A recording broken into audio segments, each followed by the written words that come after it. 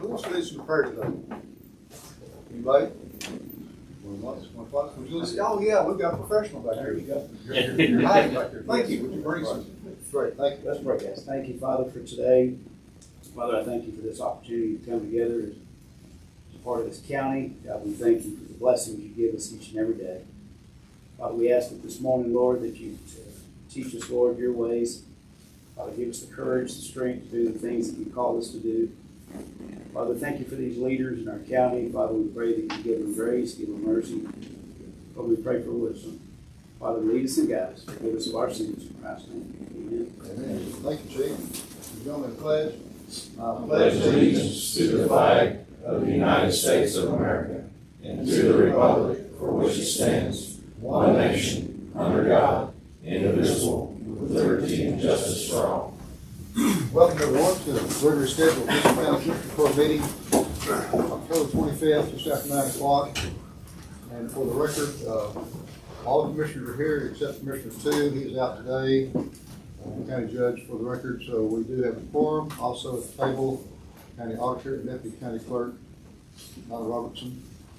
So let's get started. We've got a full morning of events here. Item number 1 is to read and sign the minutes. Don, I've got one set of minutes here from October the 12th. Is that the one That's you have? correct. Okay. All right, gentlemen, you've had a chance to review this. Do we have any questions or comments on the meetings from meeting minutes from October 12th? I'll second. Made a motion and a second to accept those. All in favor, say aye. Aye as well, Don. Okay. And let's see.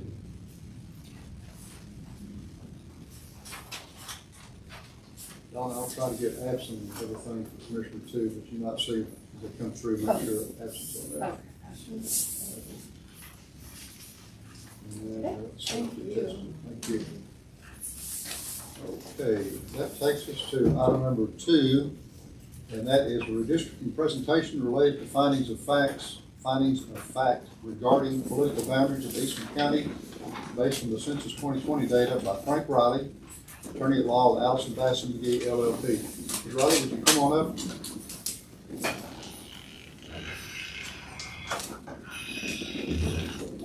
Good morning. How are you? Thank you for doing. Yes, please have a seat. And we are on the record there on the reporter, and we have media going as well. Very good. Okay, Commissioners, welcome. I'm happy to be welcomed here. Thank you. Yeah. We're glad you're here. It was a fun drive up today. True. As you all know, every 10 years you have to redistrict or consider redistricting based upon the prior census. And this year's census, as you all know, was also very low, getting to us and to you all the data coming back. The numbers came back though, and I think you all planned for it before, the judge has indicated, for growth in the last 10 years to where you're not legally obligated to redistrict this year unless you so desire. So you may do so, either for county commissioners precincts or your JP precincts if you want to do that. But the only ones that you would ever have a legal requirement to redistrict would be your county commissioner precincts. The justice of these precincts are considered to be perfunctory types of things where, because you all set the policy, they are just implementing your policy. So since they are not policy makers, the one person would vote rules, as the Supreme Court has said, so much don't apply. So that is really just a matter of the JP precincts or something that you think from some sort of economy efficiency purposes you might want to redo those. But that's pretty much it. The ideal population for the county, the census said you had 17,725 residents or people living in Eastland County. So the ideal population for each county commissioner precinct would be 4,431 people. And your range was really pretty close to that after you all got through. No greater than 3.86 on the low side percent and 3.74% on the high side. If you add those two together, you end up with a maximum deviation of 7.60%. And the Supreme Court's rules, as well as those that have been adopted through the local government code, basically set a 10% floor or max of deviation you can have. So below that, 7.67%. So that's kind of basically where we are. Your JP precinct's a little bit different. If you judge for eagle eyes on all of this stuff. There's a little more deviation in those. But again, legally, it's not an issue. It's really just a question of economy or efficiency, if you will. The ideal population for those would be 8,863 per precinct. We've got 2. And precinct 1 is 11,801, precinct 2 is 5,009.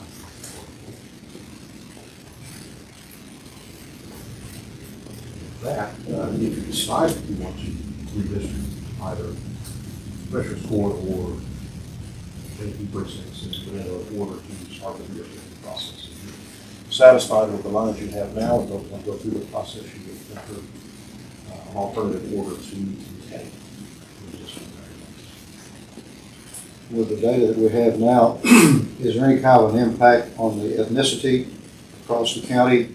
Because this has to be redistricting to where ethnicity is maintained. Correct. Not gerrymandered around into some kind of weird shape or something. That's correct. And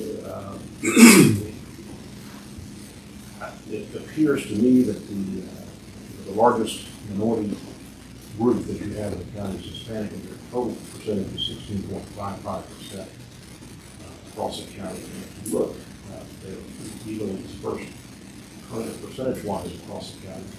And if you look at the demographic maps, also dispersed across the county. So it'd be difficult to make a majority minority district plus they are at 16%. You really would, you'd have to really gerrymander the heck out of it to try to make it fly that way. So what the Justice Department in the past has looked at and what the courts have looked at is electing representatives of their choice, of everybody's choice, and we've got a pretty strong number in each of the 4 commissioners' precincts. So your legal opinion in that of the rest of the attorneys at Alison Bass is that we don't have a legal requirement to do a redistricting for the 7.6% maximum deviation. We're under the 10% cap for that. Yes. And there's no reason to do any redistricting for ethnicity concerns. That's correct. It's interesting that precinct 3 has got the largest population now. Of course, I think part of that is because this is the map that we did 10 years ago. The part in blue, you might not be able to see it if you're at a distance. The part in blue is precinct 3. We had to go up into a little bit of Cisco and a little bit of Eastland, and that's why those 2 pull-out maps are off to the right, to pick up enough population to make precinct 3 come in at each one of those colors represents about 4,600 people.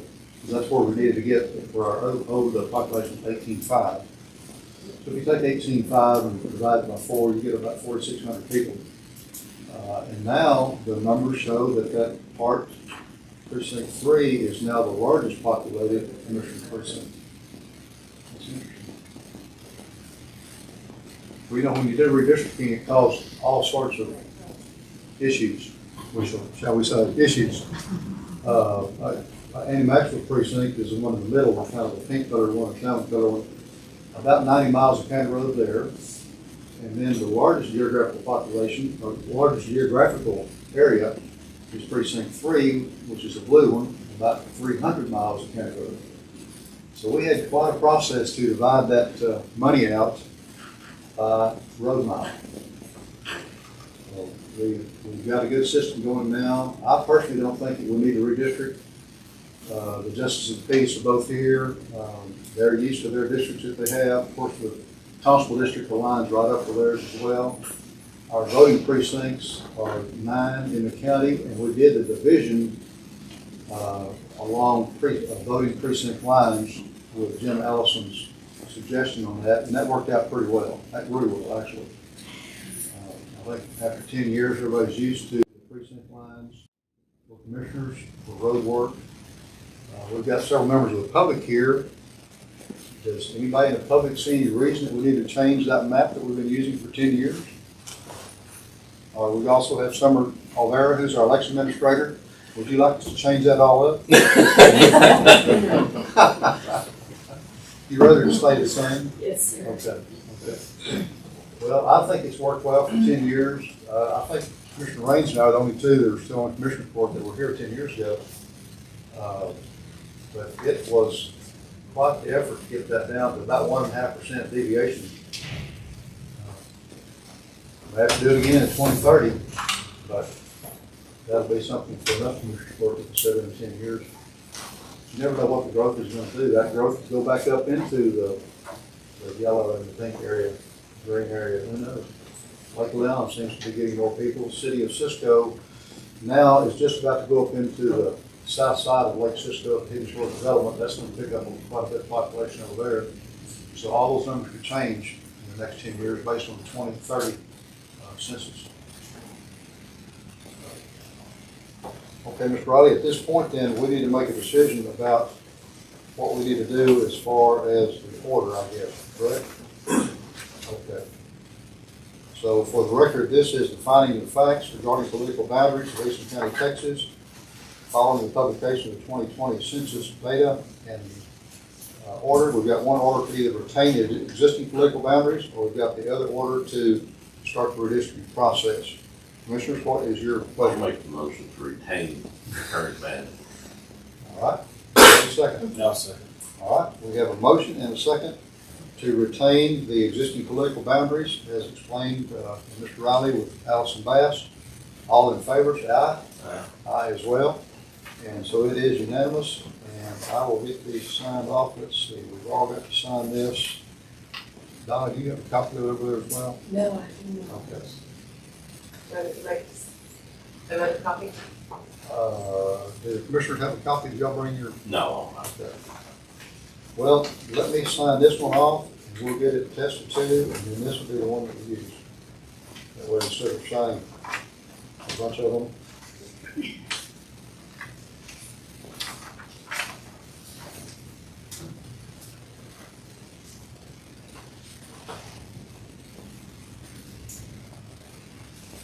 All right, with absent, listen to.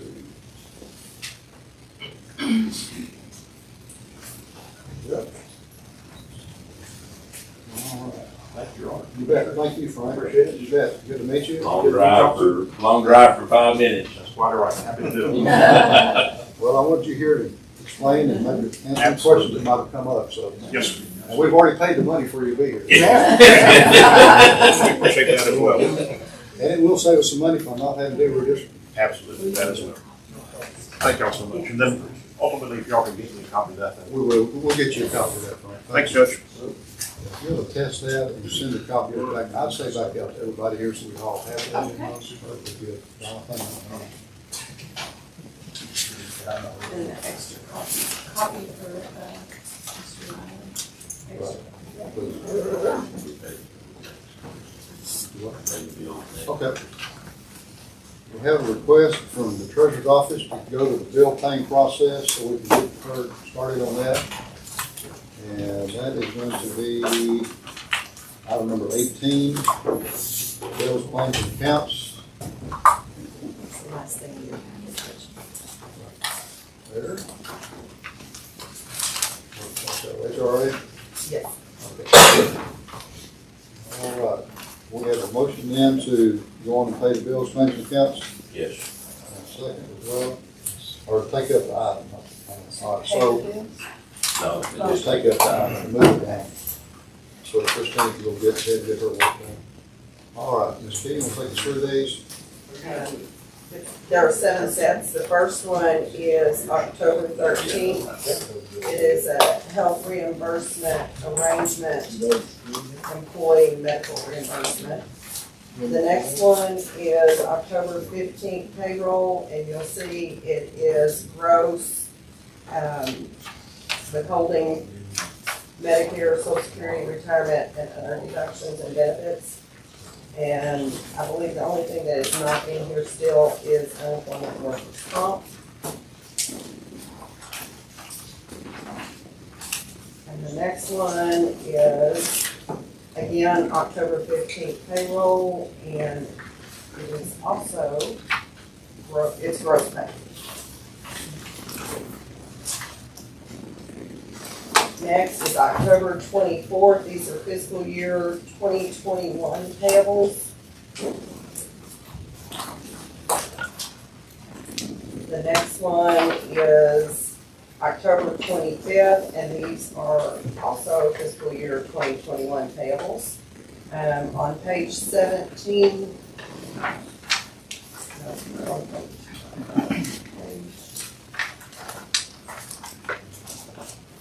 there is one payable out of county clerk records management. Oh, it is on page 17. To Tyler Technologies, $105. I believe this was previously approved by commissioners for the expenditure. Then October 26th payables. These are fiscal year 2022 payables. And the last one is October 25th. This is ComData payables for today.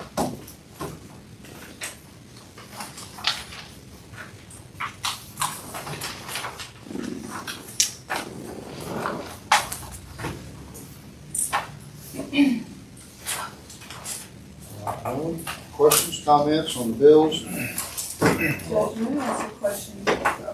When you first started, you said a motion to take up the item? Just to move it, instead of taking it up second, we're gonna take it up now. Oh, okay. Item 18. Okay, so nobody. Okay. I didn't say that very clearly. That's okay, that's okay. It's my fault. All right.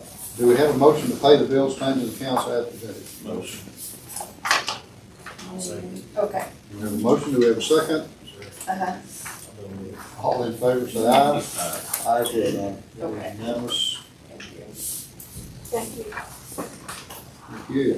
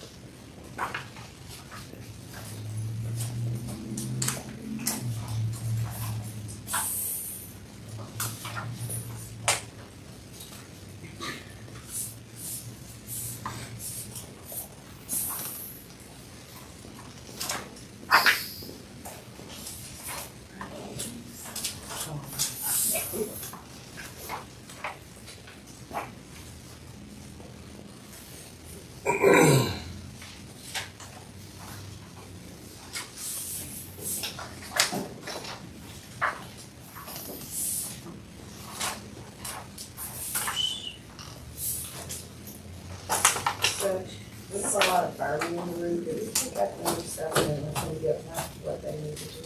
You can do that. Like to do that. We have a motion then to go ahead and take up number 7 next. Motion. Second. Made second, take up number 7. All in favor, say aye. Aye as well. Item number 7 is discuss, consider use of American Rescue Plan Act funds to assist Eastland County Fire Departments.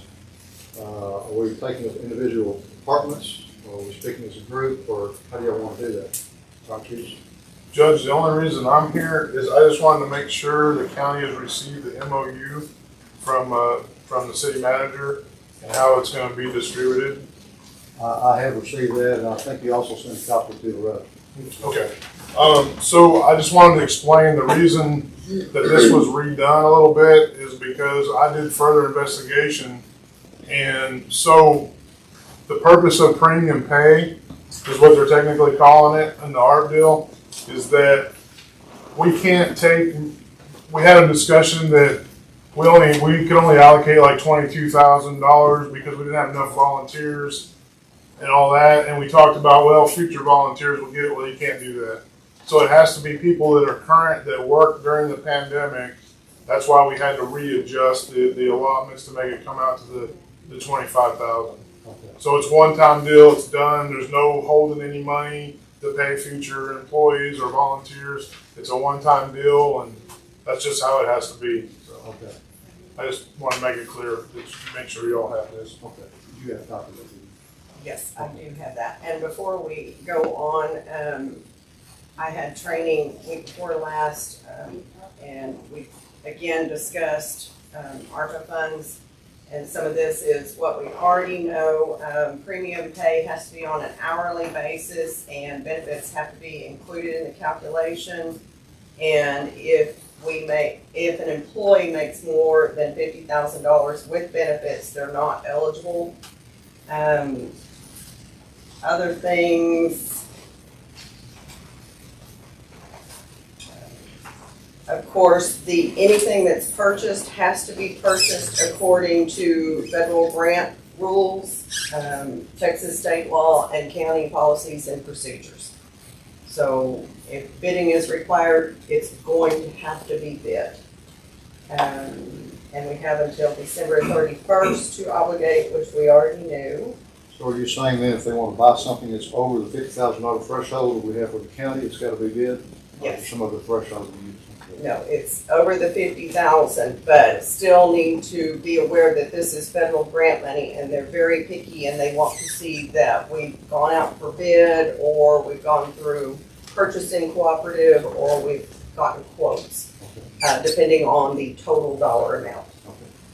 We can give the money to volunteer fire departments, and they would have to file a report on what it's spent on and provide receipts. And that's what Walter's put together basically with his MOU Right. about the report that needs to come back to the county. Because I guarantee you we'll be audited on this at some point, if not next year, the year after. So we've got to make sure we're in I compliance. think the way that Langford said that had to be done is that you should get an individual check. It'll be a canceled check as part of the paper trail that you all can request at the time of your audit, or we can give it to you immediately, however you want to do it. I think that's the procedure that our administrator said that we need to handle it. So if we have it up front first off, I think that would be, instead of trying to catch it on the backside, we'll get in front of it, and as soon as it's paid, we'll get a copy of it back. So, And it's not just gonna be the canceled check, it's gonna be the canceled check and where it cleared the bank account too, because they'll come back and ask for that, so we'll need. Don't they put that on the back of the canceled Well, if check? they wanna see the actual Like a bank deposit statement. slip or something? No, they want to see a Bank statement. statement from From the an bank. individual? Yes. From the Well, county, from no, our check. y'all. Oh, County okay. check, Yes. yes. Okay, gotcha. Okay. But I'll get with you on record requirements. Okay.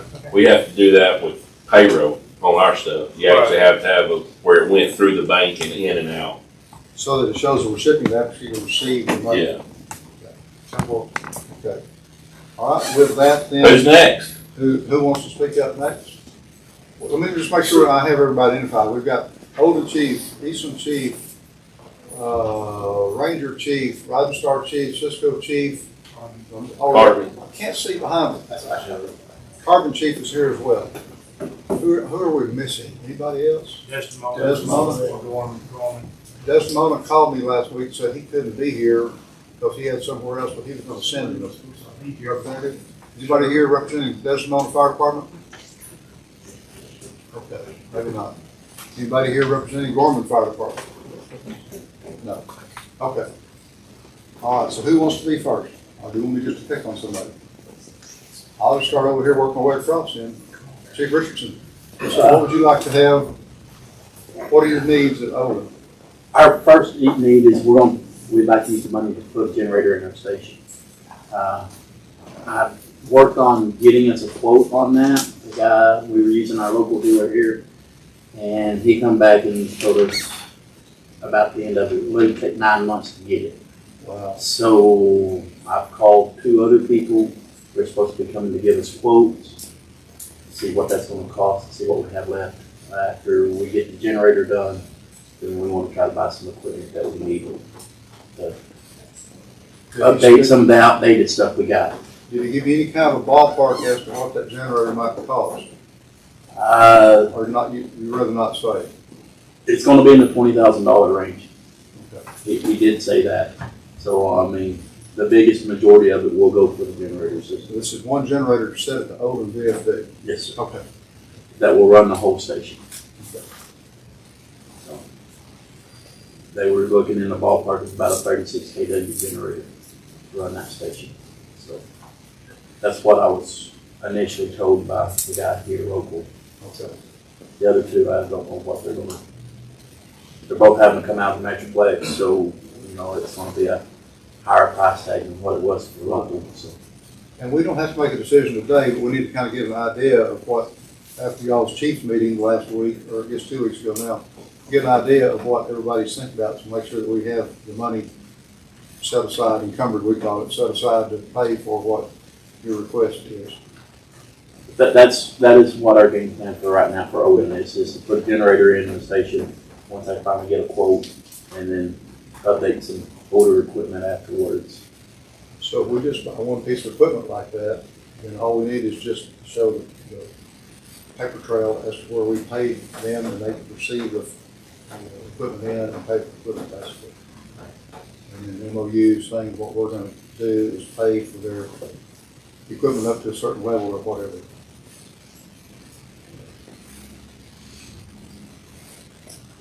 I think you were talking about air tanks for the other. Well, we've learned that we can't do air packs. Really? So, That's interesting. yeah. Generators are okay, but not air pumps. Yeah. Okay. That's great. Well, folks, it's gonna get crazier as we get deeper into this ARPA thing. We're just touching the surface here, so. That's what our intent is for right now. Okay, Once we get some prices out, we'll get an MOU rolled up and all that good stuff. okay. I'll come back with it. We've given Cisco Fire Department 25,000. I don't know what the other requests are, but do we want to let Chief Richard come back to us with the dollar amounts, or say we'll spend up to a certain amount? I think up to 25 is what we kind of talked about for everybody. All right, so with the motion, I'm just kind of thinking out loud there, would the motion be to allow an expenditure to Olin VFD of up to 25,000 from ARPA funds for the purchase of a generator? I'll look at that. Okay, that suits you, Chief? And do we need to put equipment on there just because whatever's left will? Well, the other equipment's gotta be something that we can spend it on. We would have to, I think maybe if we buy the generator first, let's see what we've got left, and then try to find something else that's usable under the umbrella of these rules that we've got to operate with. That would. Okay, so we've got a motion and a second. What was the motion The again? motion was to spend up to $25,000 for the Olin VFD, Okay. for them to purchase a generator for their station.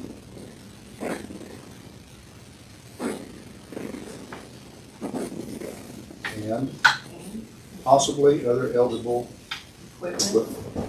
So, that's your motion? Yes, sir. Let Don get caught up. That's Robert and Andy. Right, so we have a motion and a second for that. Any further discussion? Anything else, Chief? All in favor, say aye. Aye as well, it's unanimous. Thank you. Good. Oh, yes, sir? Judge, that December deadline, is that deadline for the MOU or to actually spend the money? December deadline, She was, that's next year. okay, next year. That's December 22. Okay. Actually, 2024, Yeah. Well, to obligate the funds. But for our fiscal year, we've got several milestones we've got to hit in there to make it work. But we're gonna get another payment that comes in supposedly, I mean, it's all kind of up in the air. Supposedly, we'll get another payment to us next summer at some point. It's got to all be spent by 24. That's already changed a little bit. At first, we were told it was gonna be the end of 22 for the first payment. That's already changed a little bit. Okay, Chief Williamson? So in our discussion through the members, and also in discussion with the command staff, we're trying to be assured of the capabilities of what the ARPA qualifies for. So we don't want to just pick something randomly out of the air and then discover later down the road that this equipment qualified, which would have been a higher priority need for us. The generator, the replacement of our generator is our fallback because we are have confirmed that does qualify. But we are in some. We do have a high priority of needs in some other equipment areas, and we're just in the process of finding out what qualifies and what doesn't qualify. I realize there's a deadline to that, and we're working on this diligently, but we want to measure twice and cut once on our priorities. But the generator would be our fallback. It was a used unit that was installed, Right. and That's been up there a long time. and it does have a long time. So, very good possibility that'll be where we focus. But we just want to make sure some of our other priorities, if they're eligible, we have the opportunity to address those. And Cisco's been helping really all of us in determining whether and helping us determine what equipment we found out the SCBA's did not qualify. That came straight from Langford, so, I mean, it is what it is. They would not. And we don't have to take action on Eastland VFD's request today. If you want to put some more work into it, we can put it back on the agenda. Whenever you tell me it's ready, just Yes, let sir. me know. If we could do that, I appreciate it. I do understand there's a time on this, and we are working diligently, but if we could table that or. It's a rare one-time opportunity to get some kind of upgrade for every volunteer fire department in the county. Yeah. Okay, so at this point, you don't have a particular request? No, sir. Okay, so we'll just table on the request for, do we have a motion to table on the request for Eastland VFD? We have a second? All right, motion and second to table the request for ARPA funds for Eastland VFD. Whenever you get it worked out, let me know or let your commissioner know, and we'll get back on the agenda. Yes, sir. Okay, good Thank deal. you. Good deal. Chief? Judge, what we're gonna, All in favor? Yeah. Sorry, I just jumped across that. It's unanimous. Yes, sir, Chief. I'm gonna echo a little bit about Eastland. Today's more of an informative meeting for me, just to kind of figure out what are our options to be able to, what can we purchase? Right. As they've said this morning, our biggest needs were our air packs, and since that's not available, I don't want to just throw something out there and just say, because that money is available. I don't know, is there a place we can go? I know Walter's been helpful, try to figure out exactly what is covered, or are we just gonna throw it out there and then? There's a website that we've been using. It has like 6 categories. They're pretty broad categories. In fact, it doesn't drill down to things like SCBA's. It just kind of gives us a broad categories about emergency response, hospitals, that sort of thing, which is what we've acted on so far. Water, wastewater. You'll have to go to the website and just look it up. It's a live and learn situation, and what it is like this.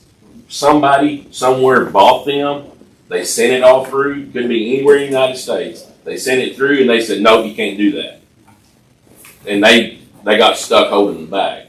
That's what the problem is. It's got a broad spectrum in there that says you can use it for this, but until somebody actually buys and spends money on it, they don't rule on it. Gotcha.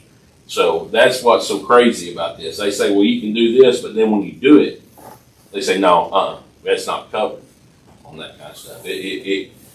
Whoever bought them got stuck having to pay for them and take them back on there. And that's just the way it's crazy the way they set it out there, because they don't set a set of rules that say, well, you can buy A, B, C, D. It's like you can go do payroll. And then you come back and you do a payroll deal and they say, oh no, not that kind of payroll. That's the way they do that stuff. We waited a long time just to get to 5 or 6 categories. Yeah. We're going to send you the money, but we don't have the rules yet. Well, that doesn't make any sense whatsoever in the world that we work in, which is pretty strict county. So, Chief Fairbanks and Chief Williamson have both been working on what they can do. You might just, check with them and see what can be done. And to be real honest, until somebody buys something, you won't have a clear. I mean, until somebody buys a hose and it sends the bill in, and they say, no, you can't do that. Then that's when everybody will get notified. Oh, you can't buy that. They said no. Until they actually see the purchase come through and determine whether or not it is, nobody will actually know. Now, none of us want to be that guy that makes that Right, purchase. especially if you're buying a $25,000 generator. Yeah, yeah. And you find out it's not. Well, I think the generators and stuff like that, those were bought, or those have already been bought. So people have already bought the generators throughout the United States. So, but I think, you know, if you try to buy a real fire truck, I think you're going to see then maybe that say, oh no, or yes. But the problem is they don't send out the deal saying yes either. They only send out the ones saying no. So that's the problem. They don't notify everybody that, oh, this VFD bought a truck and it was okay. But they send out the one that the VFD bought the SCBUs and say, no, you can't do that on there. It's not a real laid out procedure on the way they do that kind of stuff. Well, we're definitely gonna have a little more legwork to do then on our end, just to, get somebody. I mean, it makes most sense to do a generator because our tornado siren is all hooked to our department. And when the wind blows in Carton, the electricity goes off. So, that makes sense to us on that end, if that is something. So, but I'm gonna be honest, we've got a little more work to do. Another thing too is that what we found out through Langford was if you're like our fire station is the emergency operations center, so you can pretty much spend a lot of money. That's a real broad deal. You can't just do any city building, but if it's the emergency operations center, Right. it changes the whole game plan, and there's a lot more you can do with it. I mean, like we're going to get 3-phase electricity put into our building because of that. It's the emergency operations center. So all these guys getting generators, that's a done deal because most of these towns, our emergency operations center is the fire station, Right. more than likely. So, Chief Forbes, it says here, and I'm reading from the Texas Association of Counties American Rescue Plan Information and Resources. Eligible uses are support the public health response to the coronavirus pandemic, address the negative economic effects caused by COVID, replace lost public sector revenue, provide premium pay for workers performing essential work during the pandemic, invest in water and sewer infrastructure, and invest in broadband infrastructure. Now, you would think supporting the public health response to the coronavirus pandemic would give you the right to go buy SCBA's. I would think so. Yeah. Self-contained breathing apparatus was pretty darn important if you go into a house fire or whatever. But just like Mr. Raines is saying, this stuff is still kind of a work in progress. That good? I think if you'll just look at you'll just Google American Rescue Plan, Information and Resources, you'll get all sorts of information about that.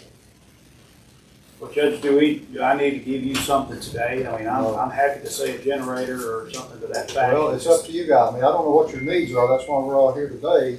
Do you need a generator more than anything else? Well, just mentioned a little bit ago as you stepped out, that generator also would run our siren. We have a tornado siren that we got through a grant several years ago. It's connected to our station. If I look at our community, that looks like that's going to be one of our biggest needs. Okay, and then so like in the case of Oldham, do you want to try to put some numbers together and bring Yes, it sir. back to us at a later date? Yes, sir. Okay. And this is kind of an informational meeting where we all try to decide what's best for everybody. And that's what I was hoping to get out of that today as I came in, just figure out, okay, where's our direction going? What do we have to use? Judge, I think I think the SCBA, if the people that are needing SCBA's the most, I think that's what's going to happen. I know it's not happening right now, but it's going to eventually be like, yeah, that's okay. They're going to eventually say that that's okay. So I think if your priority is SCBA's, I would hold off a little bit, because you said, 2024 you have until you have to. But what is the county's requirement on this particular offer, are you guys giving the fire departments a deadline when they have to have something? I would like to go ahead and get it resolved. I mean, we all know I'm leaving it into next year. I would like to get it resolved for sure before the end of next year. Because we work in departments, I've worked in departments where we're doing CPR on a COVID patient in an SCBA because it prevents the spread. And then they came out with all this other new gadgets, respirators and stuff like that that are a lot more easier to handle than wearing an SCBA. And that could be what they're coming from. It's like, well, you don't need to wear an SCBA, you wear this for stopping the spread of COVID. And that could be what they're looking at. But I think the SCBA eventually is going to be in the running. It's just not right now. I don't know why it wouldn't be, but I think, Chief Forbes, for today's discussion, if you want to go back and talk with your fire department some more about it, City of Carbon, whatever. I mean, the City of Carbon's going to get a little bit of money, but They didn't apply. Carbon didn't apply. The only They've got an county- opportunity here the for like only city in the county that didn't apply. about was City of Carbon. $60,000. Yeah. Okay, well, that's their business, not mine. I got my own stuff here. And what I was gonna say is October 31st is the end of another reporting period. So we're probably gonna find out more that they will not pay for or that they will pay for after this. And would y'all be able to share that, or how do we acquire that information? I think Judy Langford is gonna be your best resource. The one that's managing, that's Cisco's contract? The way that's working with Judy Langford or any kind of grant administrator, the county's got the money directly from the federal government. It came into our account. We didn't even have the opportunity to say no, it just came into the account.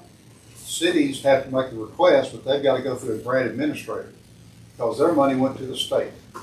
And then they make the request to the state with the grant administrator, then fund it into the cities.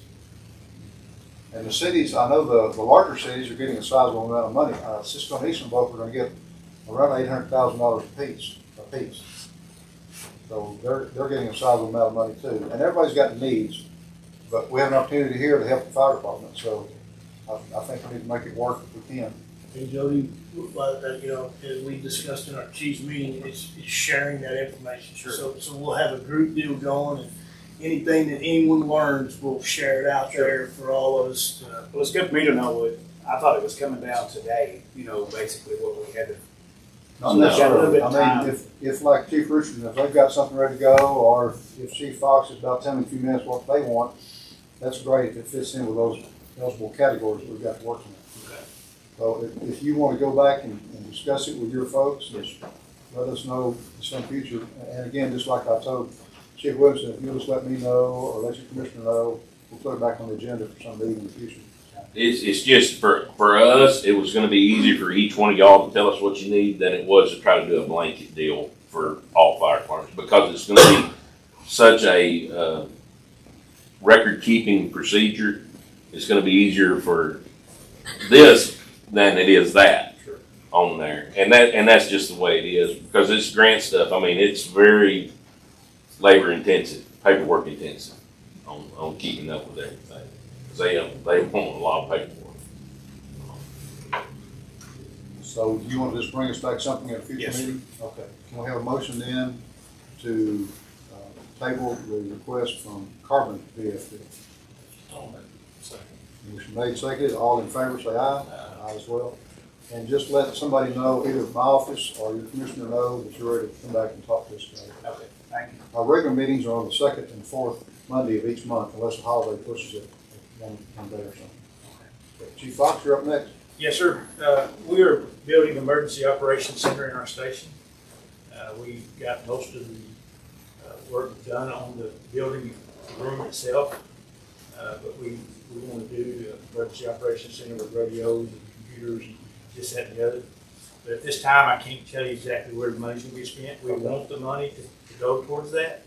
But right now, we have some legwork to do to understand what we can spend it on and how we need to go forward towards our emergency operations. You're gonna take that big room to the east side and turn that into the EOC? Yes, sir. We've done all the remodel. We had donations from members Buzzy to remodel that room. I think I showed you pictures the other day.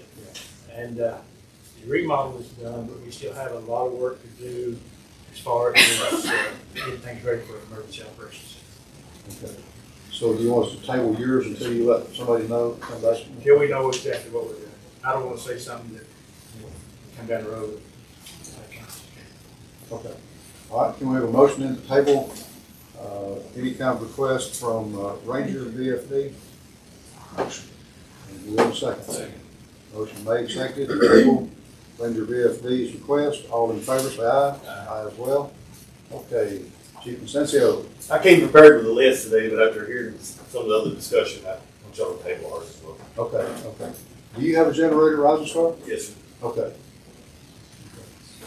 So is maybe Olin and Carbon the only two that don't have generators? We have one, but we're hoping to upgrade Okay. that also. Okay. All right, so with that then, can we have a motion to table the request for ARPA funds from Rising Star? No, I want to know just like Josh got up his sleeve. First thing we were gonna ask for was a Lucas compression device, because we were so far from EMS that CPR just nearly killed our guys. Low volunteer turnout. You never done CPR for an hour and 15 minutes by yourself? You gotta try it. No. We know that that's approved on the approved ARPA list, and then we're gonna look at some AEDs. What's that run, Josh? 16,000 just right off the counter. It's gonna be 16 and some change. Yeah. But the hospital just bought 4 of them, and that's great. They're nice, but Doesn't do you any good. It's 30 minutes away. Yeah. Okay. But you want to table? Yeah, we'll go ahead and table after hearing some of this other stuff. Do we have a motion and a second? Motion and a second. All in favor, say aye. Aye. And so Rising Star is tabled as well. And so we've got Olin, Eastland, Carbon, Ranger, Rising Star, and Cisco. We don't have Gorman or Desdemona. Do we have any kind of information maybe from those two fire departments? No? The conversation that we had with Chief Hart from Desdemona in our meeting, I think would probably fit the consensus of further research and to find the applicable that qualify for expenditures. I'm sure he would feel the same. I feel certain for Gorman as well. I had their assistant chief, Cogburn, and I visited Saturday at ball game. That's what he was asking me what we were looking at. So I kind of feel like they'll be in the same deal. I wish they were here to talk to us. Do they have a generator at Gorman? Gorman does. Gorman does. What about Desdemona? I don't think so. Last time I drove around the building, I didn't notice generator. It's somewhere else. Okay. Well, we'll just have to take up everybody else's request as they come in. We'll put it back on the agenda whenever somebody tells me or your commissioner that you're ready for it. Money's here. We just have to make sure we spend it properly and account for it. We got to account for it too. When we do this money, it's got to be accounted back so we don't all get into a jam. Okay. Anything else from BFDs about that? Commissioners? Yeah. All right. We'll move on. Thank you. Thank y'all for being here. Thank y'all for working on that. Thank you. You bet. You need a break? All right, we're good. All right, so item number 3 is the next item back up. Start down the agenda. Discuss, consider financial software systems issues with i3 software. Scott Carrington, and Scott is here, and Todd Nichols. Todd Nichols is here. Gentlemen, come on down. We'll get you another chair. Come on down and have a seat.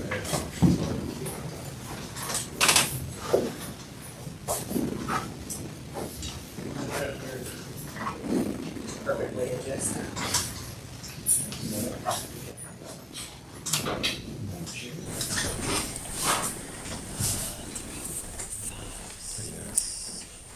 This one's more comfortable.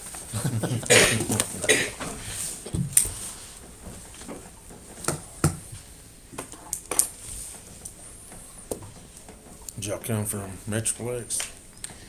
No, we're based out of Shreveport, actually. Shreveport, Yeah.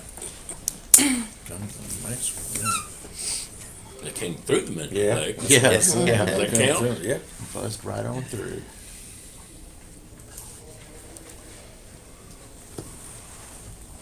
Wasn't busy there, was it? Is it ever not busy there? Clear it out. Yeah. But it was something. It was Sunday, yeah. Is It wasn't Cisco quite. already Yeah, done you're theirs? exactly Not as bad as it could have been. They already asked. Yeah, we done theirs. I'm still cutting up one Last meeting time, still caught a Oh. standstill on a Sunday, you know. I was driving back and forth to doctor appointments in Fort Worth during COVID shutdown. I didn't know. And there was like no traffic. And I recently went to they did. one and was thinking New I was building gonna and have the same, everything. no traffic. I was so But it's lost. just like Poland, they don't have just a handful of volunteers. Volunteers. Yeah, that happens. Yeah, Travis, One fire truck. Yeah, the first time I went. he works with it us was or like- I whatever. don't know if you watched He said they was it, trying to but get it was something like a scene together from and his Walking wife was Dead. gonna bring it up here. Yeah, It was really. It's kind of spooky. They got more than one fire truck. Yeah, they got some brush trucks. Oh, well, they're doing all right. Yeah. then, Yeah. Jesse's leaving. He said you took too long, Jesse. Jesse. All right. Well, gentlemen, we've got a problem. So let's get into it and see what we need to do to fix it. Who wants to start? Loretta's office, commissioner's offices? My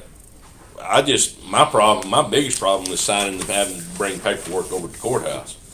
We gotta figure out a way to stop that, because it's not gonna work. And it's too time consuming. You get on, and I know they're working on it. I mean, I understand you guys are working on it, but when we get on there to do PO, I'm able to do one thing, and then it locks me up, and I have to shut my system down, log back on, and start all over again. Every time on there. And it'll come up and says, not responding, not responding, not responding. And then and I'm an early guy. I mean, I know there ain't nobody else on the computer when I'm sitting in there at 4:30 or 5 o'clock in the morning. And it's that way every time. And I know Loretta said they were working on trying to go straight to a server on there, or y'all are, and that would help maybe alleviate that. But it ain't alleviated it as of this morning. No. Well, there's a problem with the general ledger between the migration of the data over, where it's not coming over correctly into the new system. Yeah. And that is correct. Yes, the general ledger is like a mix of fiscal years. Okay. It's not true 2021. And I just had to go back to net data and finish my juvenile probation because the information in net data was correct. So I've actually been entering in net data again, even after the conversion. Okay. But the general ledger numbers are not pulling correctly. And I understand because we didn't do just a number and start from there. Our records go back Right. to 2006. Correct. That it's trying to pull everything, but it's got multiple years in the current general ledger. Yeah, and that was related to the funds that had the overlap of different fiscals for the different funds. Is that the one? No, it's every fund. Okay, every fund. Yeah. And, You talking about like when we're entering and we're seeing the number? that's the budget. Yeah, the budget numbers over Yeah. here that aren't even close to being correct. Right, Ever. because period 8 or August is still open. I can't close August until juvenile and adult are finished. I still have adult probation to try to figure out. So until I close August and then September, and we're not closing September probably till the end of November, it's not gonna show current budget, which is a problem for all of our departments. Yeah, yeah. Christina, you want to join in? Christina is our treasurer, so she's in the middle of all this. What the commissioner's talking to you about is a pretty small slice about what she's having to deal with. Yeah. Yes, and we're in contact with Mel and our support staff all the time about what we need. So they're constantly working on getting things better for us. They're working on it. So what we would like to find out is when we can get these issues resolved. We know you're working on it, but Yeah. can you give us a timeline somewhat? Well, I don't have all the specifics in order to give you a timeline on it. one of the things that was important for me and Todd to come was to let you know that we are dedicated to working on it, and we'll continue to keep working on it. We have over 100 government offices using our financial software, and unfortunately, there are often challenges when it comes to starting up a new software, converting old numbers. There's often difficulties in the conversion process, and then getting those straightened out. And we want to resolve everything as quickly as we can. It's time, it's effort that has to be made. But all of those challenges that were just discussed, and working with the team on a daily basis, that's really what's going to get all the problems solved. I know Charlie has been working on the connection issue, that he was out last week, I think, and also Did the had server some replacement last week. He did, Yeah. yes. and then also had some additional things to connect with you on in order to get your connection stable. And each of the issues are being worked on. I can't say it's going to be a week for this and 3 days for that. I just don't have enough detail at this point. But I'm happy to work on that with the team. Generally for us, it's a matter of planning and scheduling, prioritizing when there's so many things that have to be touched on based on the development staff or the technical staff that have to be involved. Judge Glenn's our JP Precinct 1. He wanted to say something. I was gonna say, I don't know if it's been brought to your attention, but your programming for the scanners, doesn't Gian Hall with the scanner program I need for scanning in people's registration forms, warrants and everything. So basically it shuts down my system, and then I have to call Carrie to have them go online, and then that data gets involved, and usually it's about an hour later I finally get back in my system. Just to do a scan? Just to get back to where I can scan Yeah. again. I made that mistake too, Judge. I've got 2 scanners, and I hit one of them, and it screwed everything up. I mean, so I unplugged it. It took long enough to get it back going. I didn't want to mess with it again in there. Well, and basically, Icon, which I think y'all are keeping the Icon, runs off of RVI, which is how to scan. Correct. They have to turn off RVI to scan into GFA because they conflict. Okay, yeah, It's a pathway. I would guess. And Thank you for bringing that up. That's actually one that I haven't heard. I'm sure there's people in our office that have heard, but that's the first time that I'd heard that. But Judge, I will address a couple things. Charlie does want the remote access piece. We spoke with Loretta. Mm-hmm. She recommended that, hey, let's try for these remote access people to get you on a separate kind of method for doing that directly to the server. We feel like that's going to be also, Mel is in connection with NetData.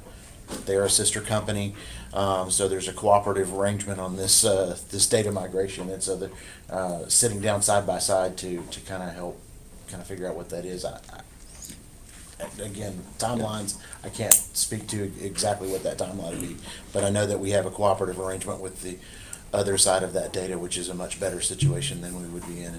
How many other counties had you rolled this software into in Texas?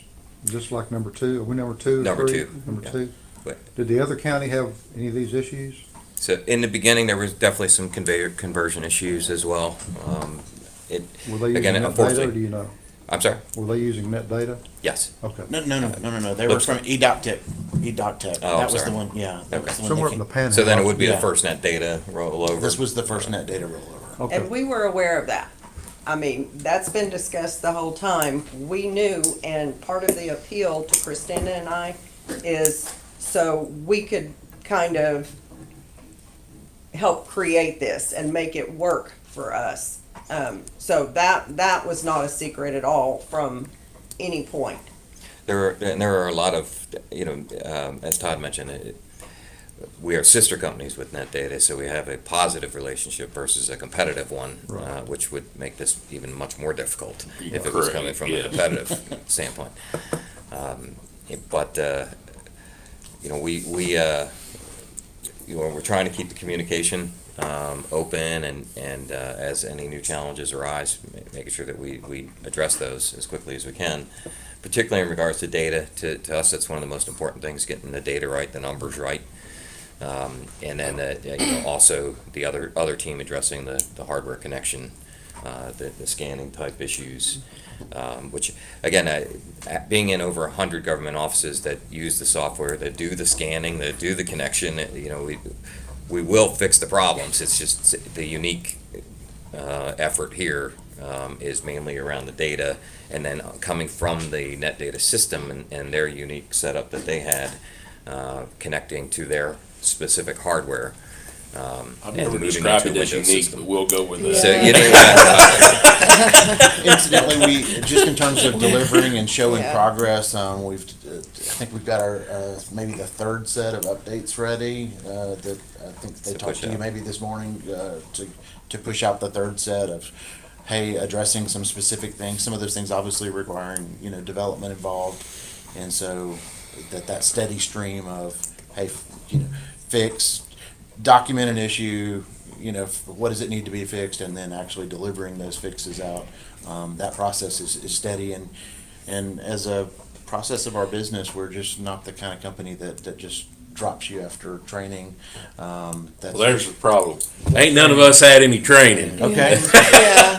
That was one. And we were just thrown into this, and it kind of, especially at the beginning of the end of a fiscal year, with somebody like my fat guy, I very keep records, and I like printing my budget every Monday morning to look at. I can't figure out how to print my budget except for line by line, and I don't want to print 60-something pages. I can help you with that. So you can print the whole thing, Mr. Loretta? Your whole budget? Yes, my problem right now is we're using a statement of revenue and expense, and it doesn't total. So you can see your lines, but you can't see the totals. And we have additional reporting. Matter of fact, Scott got a report this morning that there's some additional reporting that will be in your future release. In here. Well, if we can't reconcile the general ledger account, that's like basic bottom line information that we've got to get done today. So. Well, and like what Kathy wanted me to say, it took her 4 hours to get her POs done one day, trying to figure it out. And she just says she don't have time to sit for 4 hours trying to get these POs done. Was she remoting in? If she was remoting in, those issues should be fixed. Fixed now? Okay. Yeah, okay. because it's very, very, very slow if you remote in. I did have the ability, and the court does not know this, week before last at conference, to sit down with Todd and Deanne and Sarah. Deanne and Sarah are net data, and yeah, we were side by side with her, to expose some of the issues and some of the concerns, and also since she was remoting in, we were actually able to kind of have a diagnostic on, hey, this is not just someone who's being needy. This is legitimate, very legitimate concerns. We were able to see that kind of in person. So we appreciated her taking time at conference to do that. Sheriff Wegger, would you like to join in? Sheriff Wegger also is a dispatch administrator, so he's got a lot of area to cover. Well, a lot of the problems we have been mentioned, but we have a problem whether or not I'm going to get to see the PO at all. And I'll send out an email and say, hey, can somebody, send me my PO so I can do this. The other problem has to do with the budget not being in the correct fiscal year. So some of our stuff will go in and go through, but if we go to the next one after April has entered in 50 items, taking her 45 minutes to get there to get a PO entered or a requisition entered, and then she gets there and it doesn't have enough money because it's not in the right fiscal year, it disappears. She don't get it. So then she has to re-enter it all again. And so I've just told her to stop entering POs for right now because she's just doing redundant work over and over and over for no reason. It took me a little while to figure out when you mash print, they disappeared. Yeah. And I was like, oh crap, I just deleted something. And if it didn't go through because of the budget's not in the right fiscal year, then it disappears and the PO completely, the requisition completely goes away, and she has to start completely from scratch. And a lot of our stuff over there, when you enter 50 gas tickets, right, it takes a little bit of time to get that done. It's not an easy process. I mean, it's an easy process, but it's time consuming to do that. Yeah. So we're having a lot of those issues as well. Yes, so if there was the ability for whoever's entering a requisition to tell the system up front, this is the period and year it needs to be in, and it would pull the budget for that fiscal year, showing them what their budget is, that would probably alleviate all of that. And pulling the budget is also, I know you've shown me, Sonia showed me, we've gone through it a few times, and it's still jacked up. It's not an easy thing to get correct. Well, correct is the optional word. And then you don't know if it's right or not. Yeah, yeah. Well, that's the problem. We can't trust the data that we're now receiving. We don't know if it's right or not. Yeah. And for years, even with all the problems we've had with net data, we've gotten where we could trust it.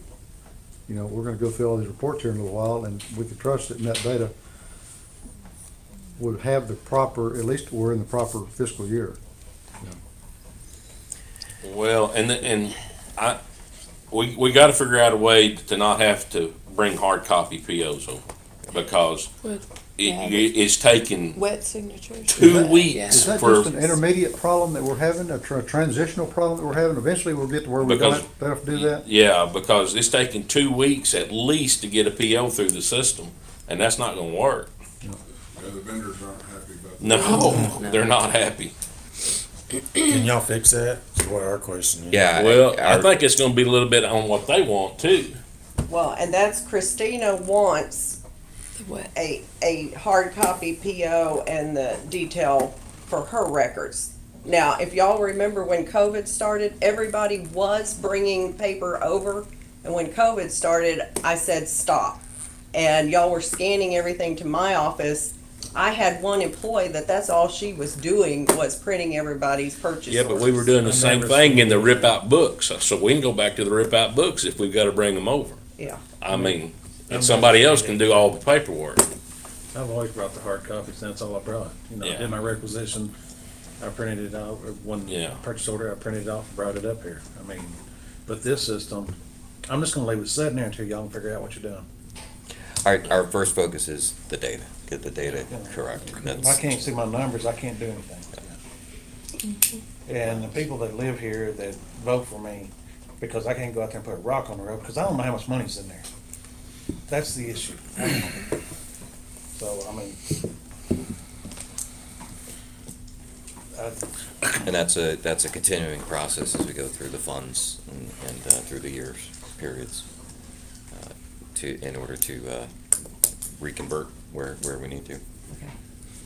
Will it eventually get where Kathy's asking, like, where she only sees hers POs and not everybody else's, and prints out everybody else's off? And that's something we've discussed, that the POs that show up for Robert are only ones for departments he enters for. Okay, so that should, okay. Yeah, because when you're looking at that list of 500, Well, you got to go by the dollar amount, because there's no other name on there to tell you even There's the no vendor department name. number or line item or nothing. vendor And name. Yeah. That, No strangely vendor. enough, that is actually something new to Like our the system. We've No. never had that vendor name request shows before.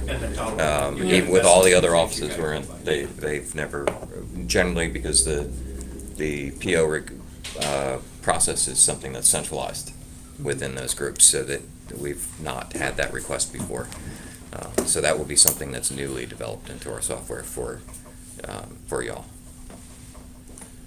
For the signatures, I guess Kathy talked to somebody about electronic signatures for the POs.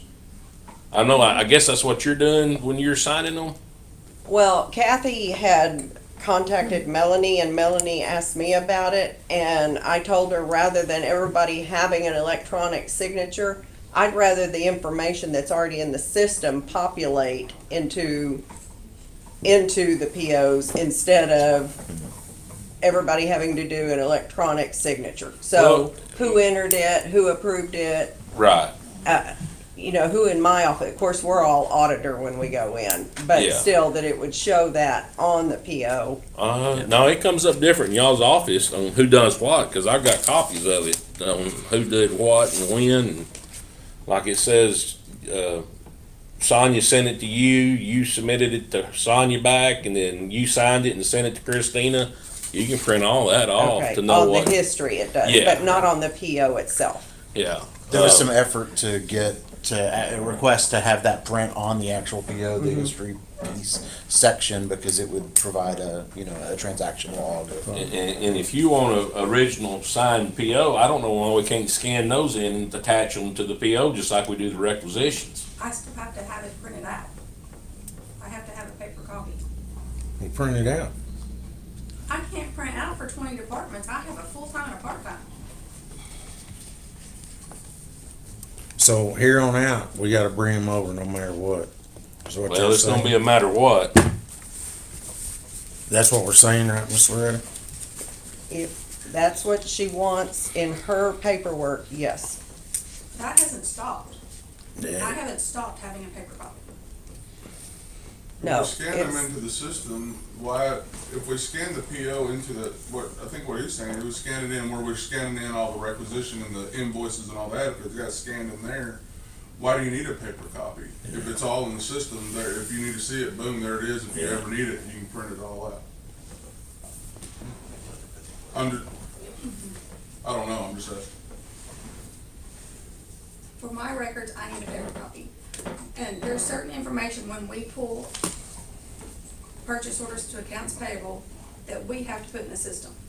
So we can't pull up 200 purchase orders on this screen to enter the information on this screen that we need. Why not? I have a full-time and a part-time. We don't have time for that with everything else we do. But that would be faster, Christine. If you pull it up right here and pull it up right here, it'd be faster than digging out that paper, wouldn't it? No, Will this system not integrate with your? there's certain things that it doesn't pull over from year to year. Well, that's what these guys are supposed to be fixing. And 90% of the purchase orders have something that has to go back with the check. Are you also concerned about loss of data if you don't have a paper trail on it? Yes. I would sir. be. All this grant work that we do and everything, I've got a paper file on it and a digital file just in case something goes down. Yeah, but Yes, sir. for the last year you had them. Yes, sir, I have. Her office would print them out. I'm talking about what goes back with the, because we didn't. She would print it out. She printed out everything that y'all sent her. Purchase That's what order I'm and saying. information. And then that came to my office. Yeah. And then we had to make copies from that, so we have the original in our office and a copy that goes back. You're trying to make sure that the paper trail is right. Yes, sir. Well, technically, you don't have the original. We become the custodian of records of everything over the last year because we kept the originals. By statute, we were the custodian of records for all that. You don't have to make it because we had to on that. And that's what I'm trying to figure out is if that was working like that and we're trying to go paperless, then I understand if something's not populating for you to be able to pay the check, then we need to fix that. That's what these guys are sitting here for. They need to fix that where it populates from the POs over. As far as additional information going back with the checks, I just don't see the need for it because there's not that much. There is. Kathy will do a purchase order that has 20 to 50 payments to, say, Eastland Hospital. We have to send a copy of each one of those back. The hospital needs that to show the breakdown of how she does her discount, and we have to send that whole information of employee benefits or not employee benefits, the EOB explanation. You're Kathy. Yeah. For engine health. Yeah. And if who the do auditors- you get when in the auditors touch with come when in, you if I have have to pull something by paper, questions? it's not gonna be Our there. support team. If y'all don't Uh-huh. So, get it to me. Do you have numbers and oh yeah, and emails. Absolutely. Yes. Okay, because those would be. Do y'all have that? Yeah. Numbers and email? It's not gonna do us any good. We've tried it. I've tried the email and nobody answered. You have it, Loretta, that I can get numbers and email. Kathy's asking, how do you get in touch with them when you have problems? Okay, there is a support email. Okay. Loretta sent an email out last week. Yeah. For it. All I got to say is the 5 of us sitting up here decide to pay the bill every year. So we can very easily decide not to pay it. And then we'll figure out what we can do. So, and I understand the frustrations, I truly do. It's never easy switching software, unfortunately. But we will get them resolved. We will get them Well, resolved. if it's, part of it's not y'all. Trust me. I mean, y'all smart enough to figure that crap out. But if there's a situation where it's not populating from a PO to a check, a stub, or whatever, that's look like to me that's a programming issue that can be easily resolved on that, because it's a paper trail all the way from when we first enter a requisition all the way to when the check is cut, and that I promised it would populate from beginning to end on that, and it looks like to me that would follow all the way from the beginning to the end and populate every field in there. You know, I think that's something that we can get along, and that ain't gonna be no big deal. How are we gonna resolve the issue with the general ledger account not being able to be reconciled? So, That data has got to come out of net data to get to your system, our system that we have. How's that gonna get resolved? so we're breaking down everything that was in the net data tables, going through, reviewing them, figuring out where the problem occurred in the conversion. We'll fix that, and then we'll have to reconvert that data with the latest data. And I think they have done that once already, to align things closer, still seeing some differences and looking at having to do that again. Because the biggest challenge is just the way that the data is organized in one system, and then moving that to the new organization in the other system. Do you think it'd be a relatively, do you think it'd be relatively easy, since net data is more or less a sister company? It's not like, as you say, it's not an oppositional company. Yeah. It's not something that we bid and gave you the contract on, and they didn't get the contract. They're just sending it all over to you. Yeah. Looks like that flow would be pretty easy to make happen. Yeah, we realize we have a different system, but Well, I think from a technical side, I can probably address a little of that. I think the way that net data had traditionally exported data was more summary based, to say, hey, here's a general ledger account and here's the balance as of a specific period, that kind of thing.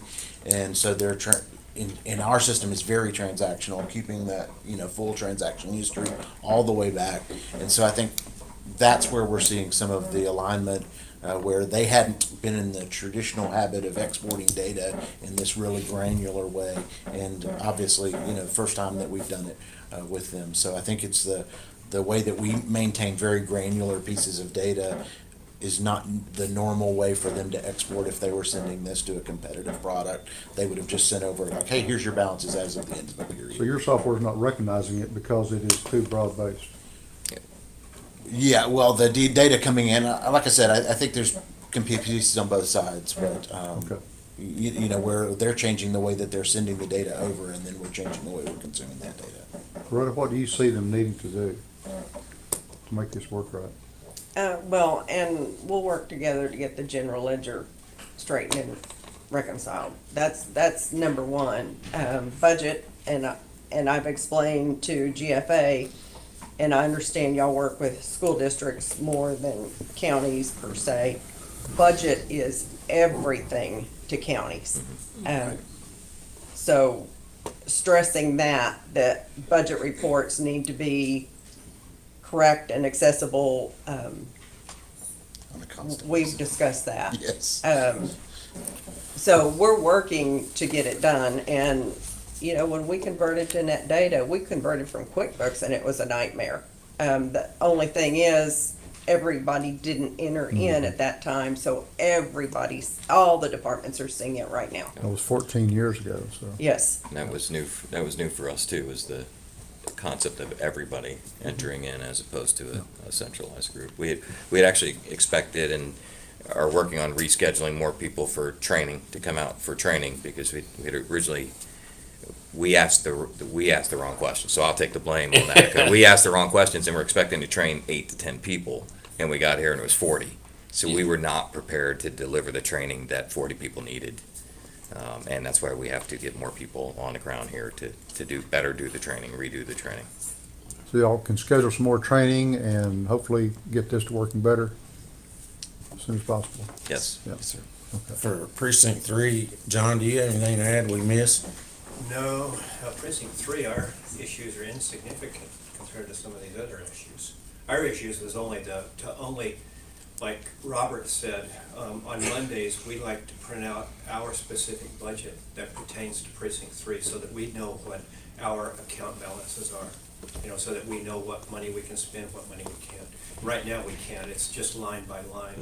The other thing, and if Loretta says that she's working on it, she told Robert how to do it. I mean, once the general issue gets reconciled, I think that issue will go away. The other thing is, like someone else said, when you go to print your POs, there's hundreds of POs that come up on that page, and with precinct 3, we may only have 5 or 6 POs, and you've got to go through all of these to look through, try and find those POs.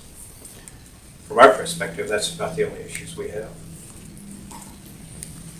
I don't agree. On my screen, it has who it was entered by, and you can sort it by that. Ours I don't know doesn't. if yours does. No, ours doesn't. Okay. All we have is the dollar amount and the vendor name, and you've got to match those two with what your invoice said when you entered that requisition, so that you know that that's your PO. Administrative view versus. We'll look into that. It's interesting that you said you can see it, but you can't. And maybe an administrative view that we could very simply flip over to let everybody have that view, but not be able to write. Because see, in that data, your initials showed up, and then the auditor's initials showed up, whoever approved this. You could go down and just find your initials and print them out real fast. Yeah, and then like when you're looking at if you went to like the vendor like Comdata, oh my goodness, Yeah, right. I mean it's just you got to go down all kinds to try to find something. Right. Of course, our focus is on this, but I also did, I heard a lot of conversation around the paperless and signing. That's what when y'all brought this here to us to switch over, I asked that question, are we gonna be able to do that? What I understood, yeah, no problem. Yeah, and now it's not. Now it's not. Yeah. Now it's more paper. Yeah. So we do have some things that we do paperless signing throughout courthouses and assessor offices and things like that. Judge signing capabilities and things of that nature. So I'm going to look into that. And yeah, we appreciate it. Well, and I don't want to make Christina's job any harder, but I want to make it any easier. I mean, thought it was going to make it easier on this deal too, on there. But you got to understand, if you want me to bring them over here, somebody needs to be here at 5 o'clock in the morning, let me in the door, because that's when I come and do my paperwork, and I have to stop what I'm doing in the day early to come over, because I've only got 2 people in my office. And, well, just one fat guy does paperwork, but the other 2 are there.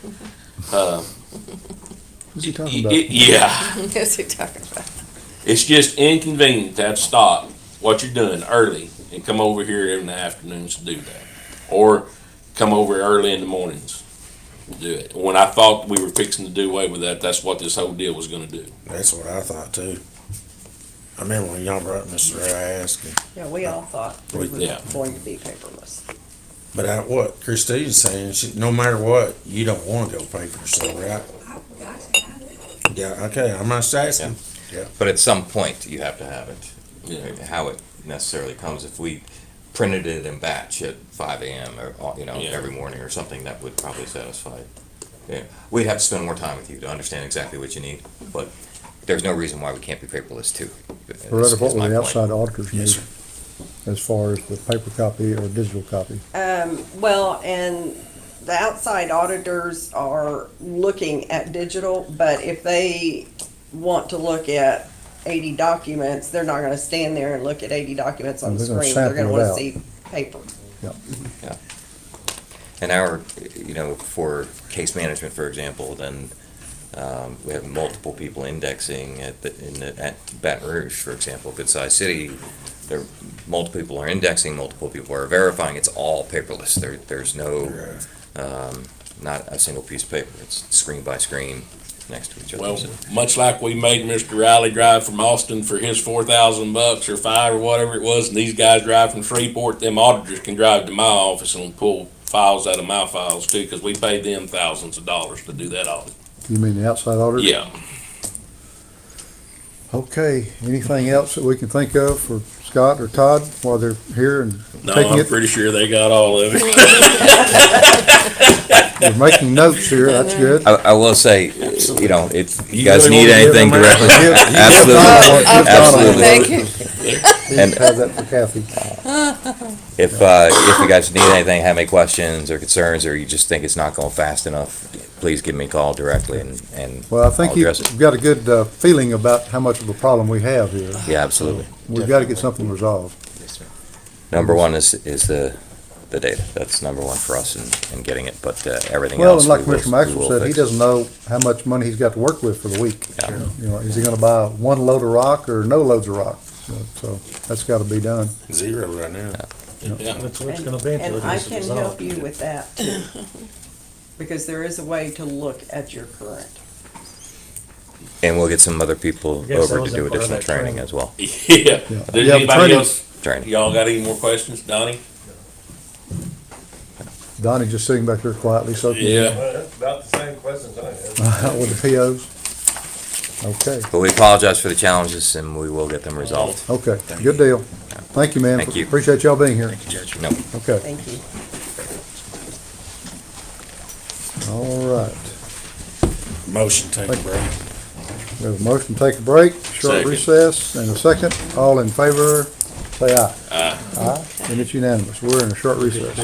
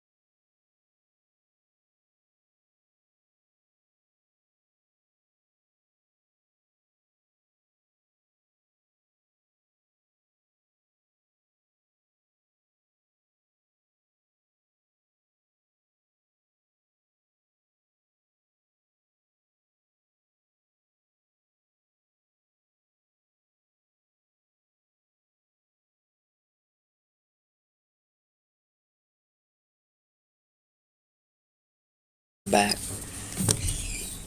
Okay, can I have a motion to go back in session? Motion. Second. Okay.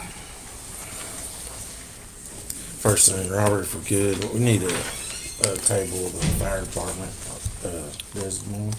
Okay, you just want to table it? Okay. Motion to table. Yes, sir. Yeah. Can we have a motion to table, would you make a note that the judge is out? Yes, I will. Can we have a motion to table the Desdemona, Fire Department's request for ARPA funds? Motion. Second.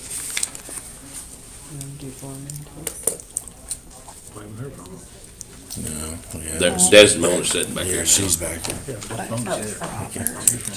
I've seen her once before in my alley. We have a motion to table Desdemona, VFD. All in favor of aye? Aye. You're tabled. Thank you. Okay. Number 4, discuss, consider JP quarterly report and tech fund.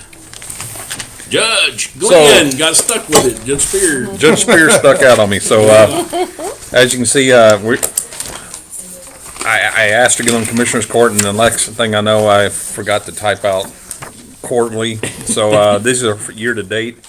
In my court, I've done 514 magistrations. That means I've seen 514 people at the jail.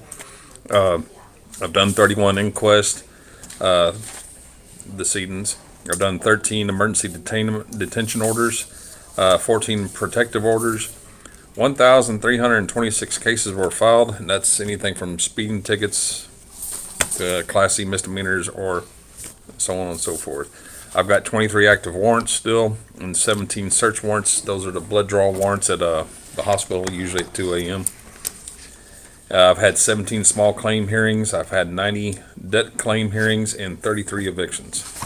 And they are going and going since all that stuff dropped off.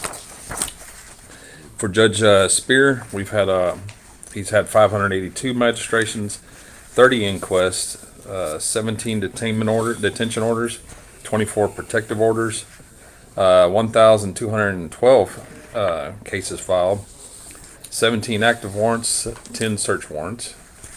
And then for hearings, he's got 36 small claims, 4 debt claims, and 17 evictions.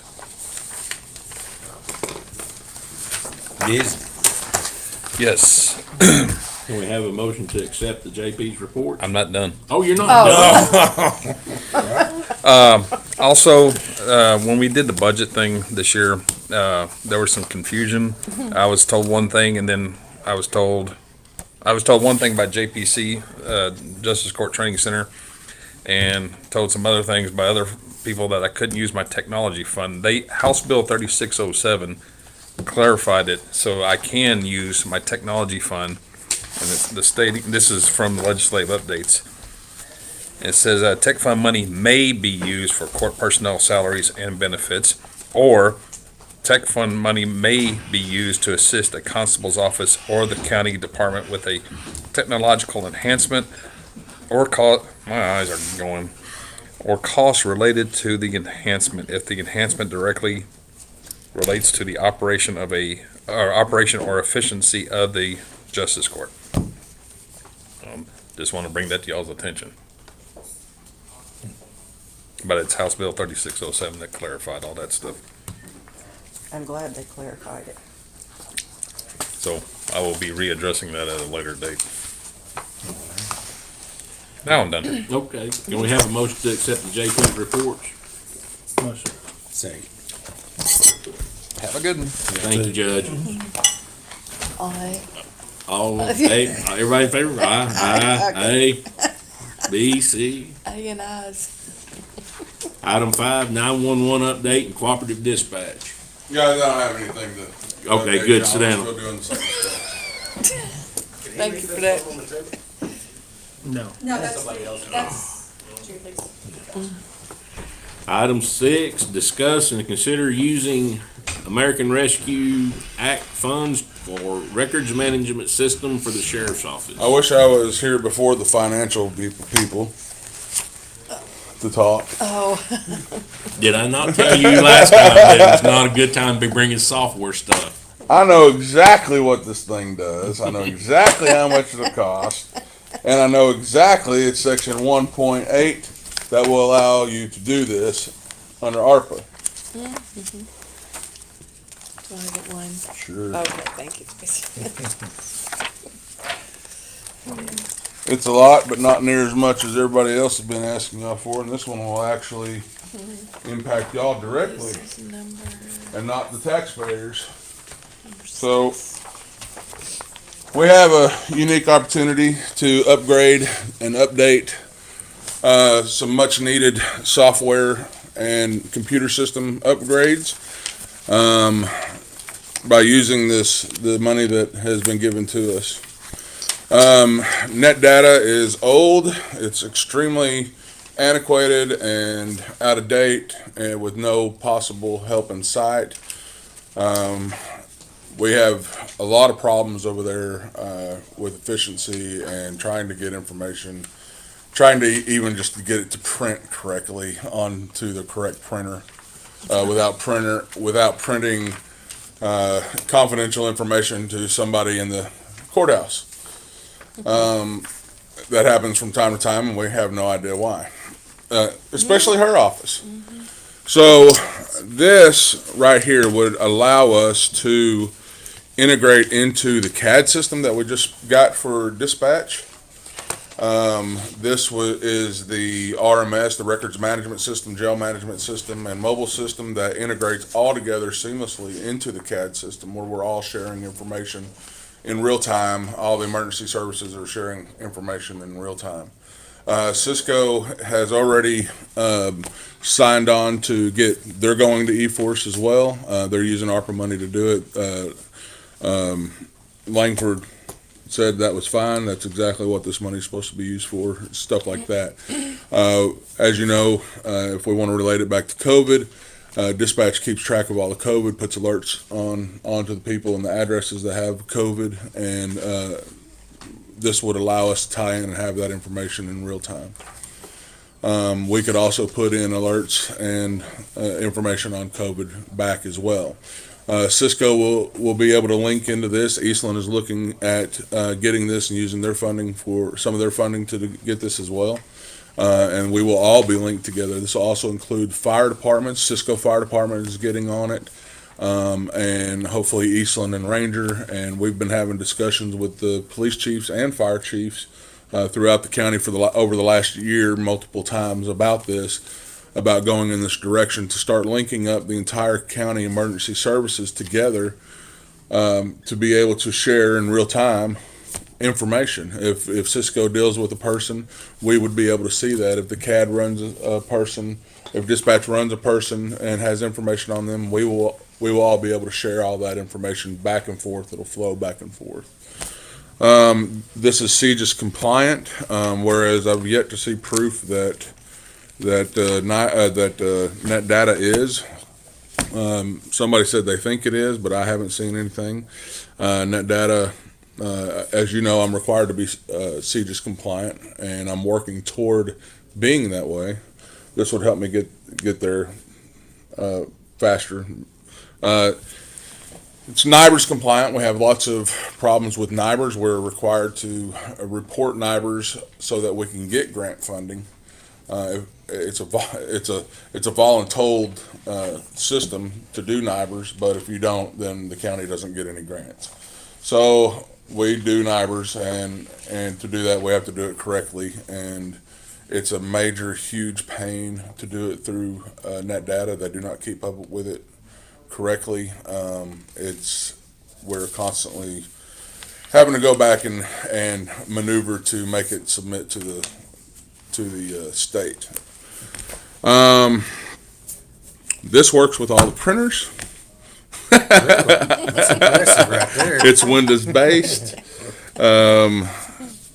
Interlink with all the other departments, and I mean this is what we've been talking about going to. This is what all the chiefs, fire and police have been talking about for over the last year to try to get us through, and we have a rare opportunity to make that happen this needs to happen one way or the other, and right now we have the funding to do it without costing the taxpayers money. This is a long time coming, and if we don't do it now, it's going to bite us in the butt, and we're going to have to do it at some point. On the jail stuff, is it still gonna be like for the JP to be able to look stuff up if they need to? So that was a long discussion Friday. This company integrates into well with net data. They've had a lot of counties that have gotten off of net data on the emergency services because it doesn't do what emergency services need to do. But some of the other departments in the county were still running net data. They said they've already integrated well with them and they can do that. It's not going to be a problem. We can also give them read licenses. They also have, of course, this will be up to them, but and I haven't seen it, and I didn't know until Friday, they have a court module that integrates into this as well. So the courts and everything could be all emergency service could be all tied together. I haven't seen that part of it so I don't want to speak to it. But they have systems themselves. They can integrate with with the JP's current stuff, or they integrate with other software vendors as well. We have been discussing with iDocket. I know that some of the like the county clerk's office is wanting to go to iDocket.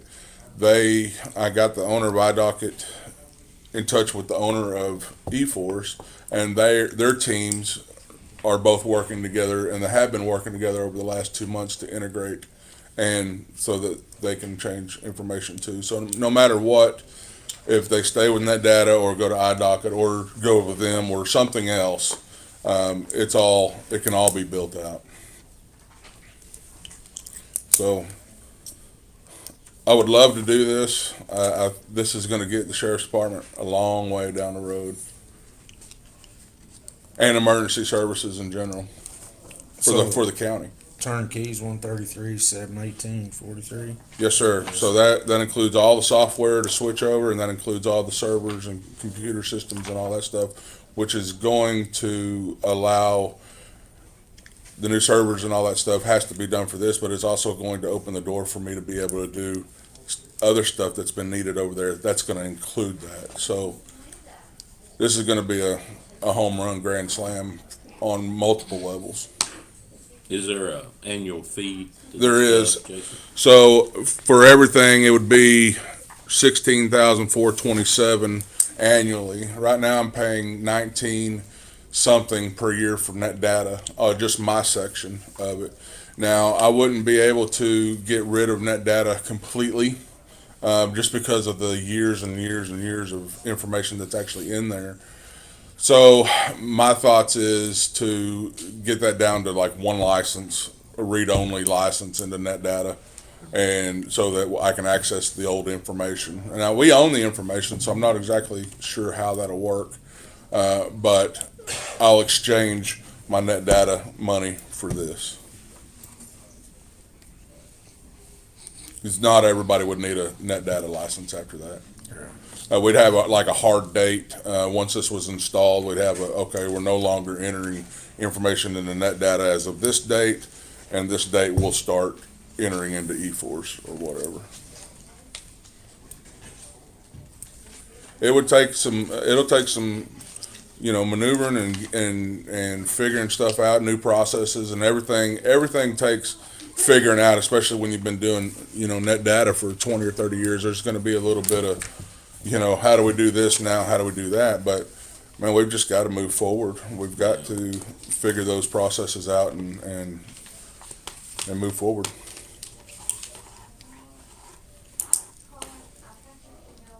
And I don't know how we'll do it. To be honest with you, I don't know how we do this without this money. I mean, I know we're right.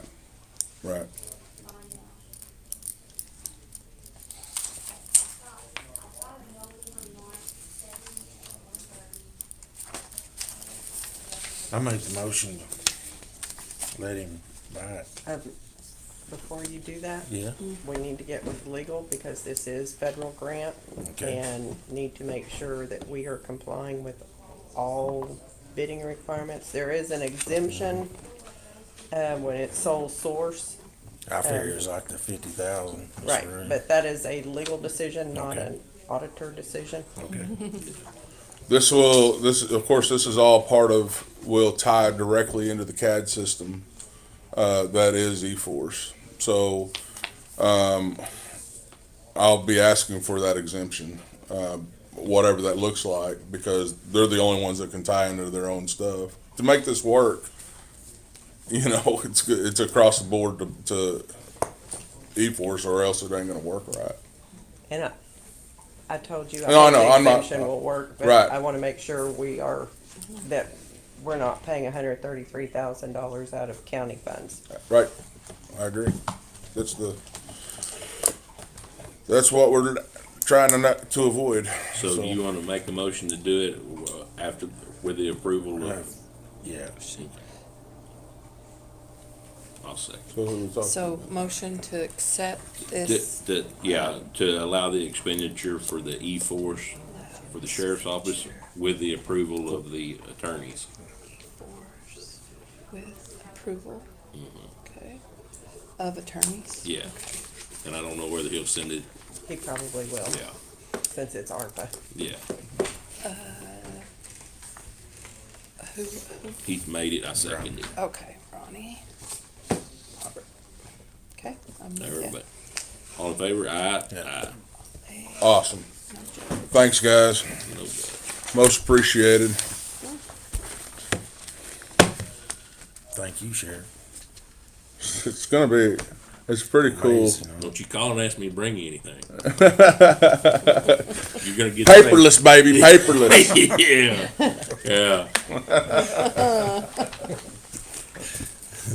Item 8, discuss and consider use of American Rescue Plan Act funds to assist Westbound Water Corporation. Come on up. All right. We've got 6 pump stations, 950 odd meters, and serve about 3,000 people.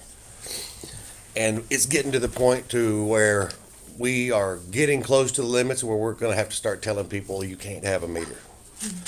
And so there's 4 different things, including the emergency generators that we put together as a plan for system improvements. One of them is the pump stations that we buy water from here in Eastland County, or Eastland city limits, and over in Cisco, those pumps are undersized if we're going to continue to add customers onto those existing lines. So if we could upsize both of those sets of pumps, there's 2 in each station, then we would be able to continue adding meters on the existing system while we add improvements to it and lengthen lines and what have you. That would be going to a 550 GPM pump, 2 of those in the Eastland station, and 2 600 GPM pumps over in College, at Cisco College, and the total cost on that is $305,000. Is there any way we get a copy? I can send you, We can make copy copy. one right Yeah, now. absolutely. The other one is for the emergency generators for the SB3 Act, that they're gonna maintain 20 PSI for any time over 24 hours that there's no power. And so that has to be implemented by November 1st of 2022. So either this go round or next go round is what I'll be trying to supply those 6 pump stations with generators as well, with quick connects or direct starts, whichever we find the funds for. The other thing is, we are trying to develop some more water down in the southern half of the county. And we have a public-private partnership going on with someone who has a piece of land diagonally across from our pump station down there. So we found water on Friday, right over there, so that we don't have to build another $500,000 pump station. We can just drill about 5 or 6 wells and pump that directly over into our 100,000 gallon storage tank and save a whole lot of headache and effort. This was the home run, hopefully, that we were gonna find, that we didn't have to go somewhere else further away and find water. The other thing is, y'all have been talking about computer upgrades and system upgrades. Our water system utilizes SCADA for us to monitor all 6 of our stations plus one electronic valve that we have.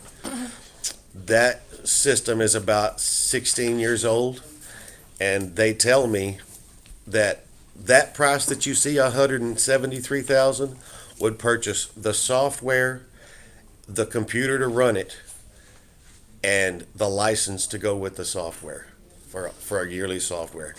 So that 173 buys the brains that you then build off from out into your system.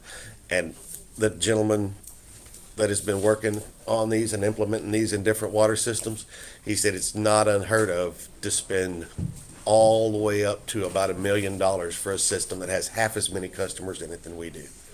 So the build out cost change on a yearly basis because of the components and the labor and construction, as far as being able to get somebody out there. They put the computer in the station, then they have to teach it what to do. So they could spend up to 2 weeks, one technician that gets paid somewhere close to about $120 an hour and knows how to write the programs to make the computer understand how to talk to the other stations and then back to the brain at the office. So when we decide to do that someday, that right there will just be the start. So those 4 particular projects are the things that I think are going to be priority for us here in the next couple of years. Does that mean y'all are gonna go up on water then? Well, I'm trying to do this without going up on water. Very nice, yeah. And this would allow that to happen. Yeah. So the top 2 out of what I'd like to do would be the pump station improvements and or emergency generators. The pump station improvements are going to be better for the county, first and foremost. That way we can still continue to take in population. I was listening to them talk about how Precinct 3 has grown. I've been seeing that down there. People, I got bought 160 acres, going to have a meter. Well, you bought the acreage without knowing if you could have water or not? Yep. Okay. So that half of the county really, really, really needs water as far as capacity. We run that half of the county off of 75 GPM right now, out of 5 wells. So if we do produce 5 more wells, and that one that we found Friday was about 20 GPM, it would more than double the capacity we're already operating on. And that's good, because that system down there is already over capacity by double, according to state law. You said you found 20 gallons per minute? In one hole, yeah. And when you've got How big 70 was it? acres to develop into as many as that will take. So I hope Was it that deep? 160 feet. 160. So you're talking about the first one there, So the pump station improvements will help out the north half, the second one? the north half of the county, as far as being able to add customers around Cisco and Eastland and in between. Of course, the emergency generators is, I've got to do something along those lines before next November to satisfy the new bill. And then the well field water line improvements will be for the engineering and laying of the lines. So the person I'm dealing with is going to drill they bought the property, they're going to drill all the wells, complete the wells, run electricity to the wells, and then I'll buy the water from them, and my responsibility will be to connect the entire network of wells over into our station. So that will cover our cost of tying those wells into our existing facilities. So you're wanting 630,000? Is that right or wrong? Whatever you can do towards these 4 projects, I think would improve the county's infrastructure water-wise. My first 2 would be pump station improvements, the second one, and then now that I know I've got water down there, I number 1 kind of moved back up over the weekend for me, but the last one would be the emergency generators, so we can still continue to pump water when there's no electricity.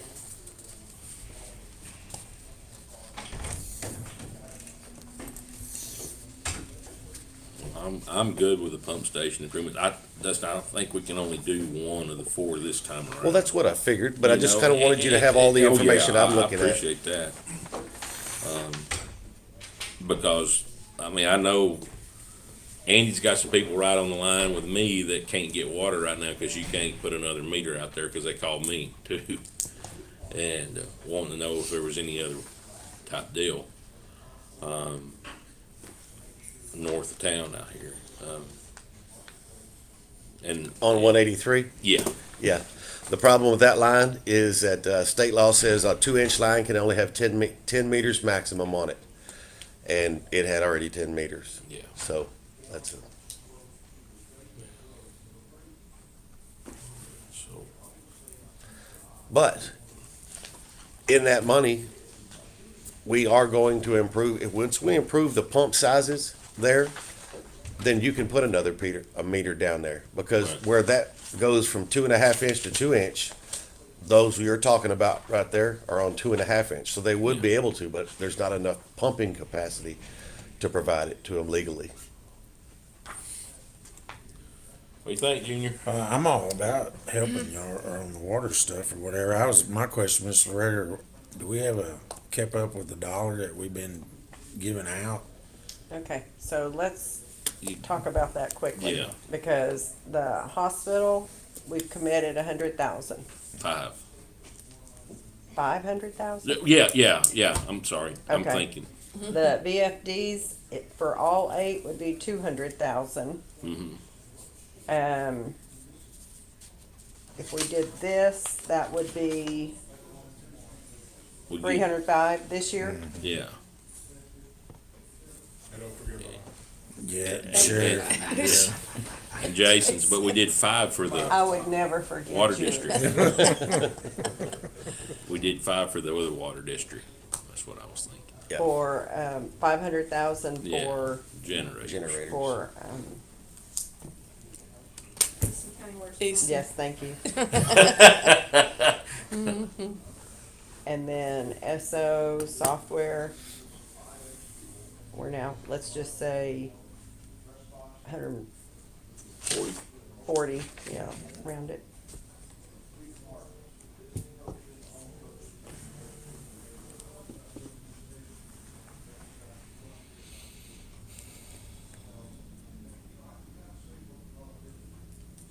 So we're at 1.25 million right now.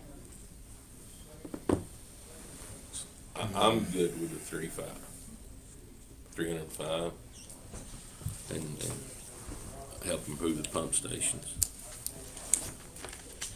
And then hopefully by next spring, I'll have the rest of those. I've got to submit a set of plans to TCEQ, and I don't know how long it's going to take them to approve them.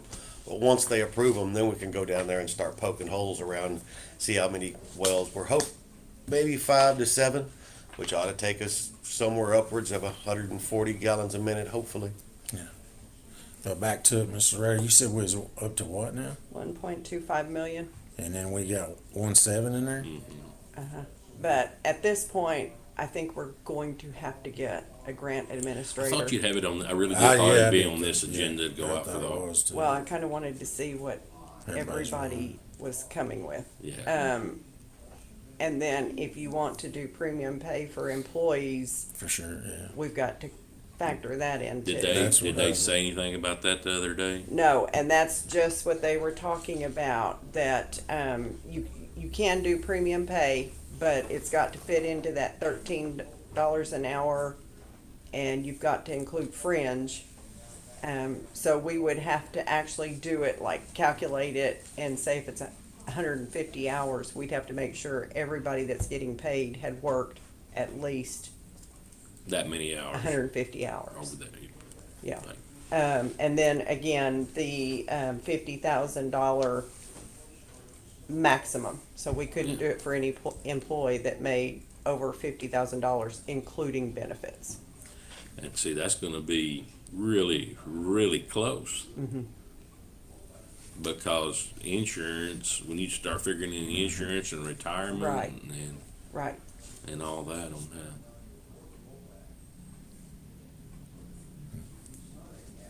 Yeah, we're gonna have to do the little sheet just like we did for FEMA and Yeah. back everybody into an Yeah. hourly and calculate. Because, I mean, you're talking even longevity, I mean, Everything. everything Everything. on that. I'm good with the 305 too. Back to. Yeah, back to Dustin sitting here trying to figure out what the heck we're talking about. No, I know what you're talking about. You're right. It's a headache. Yeah. Okay, you making a motion? Yes, A I'm making a motion to motion. give the 305,000 Yeah. to the, Now, for my the question pump is, station maybe work in the improvements. bidding Okay. processes, so I need to And go Ronnie, who's second? onto a website and look at all the Andy did. federal grant And stipulations. Andy seconded. All so those in that- favor so vote that aye. They want Aye.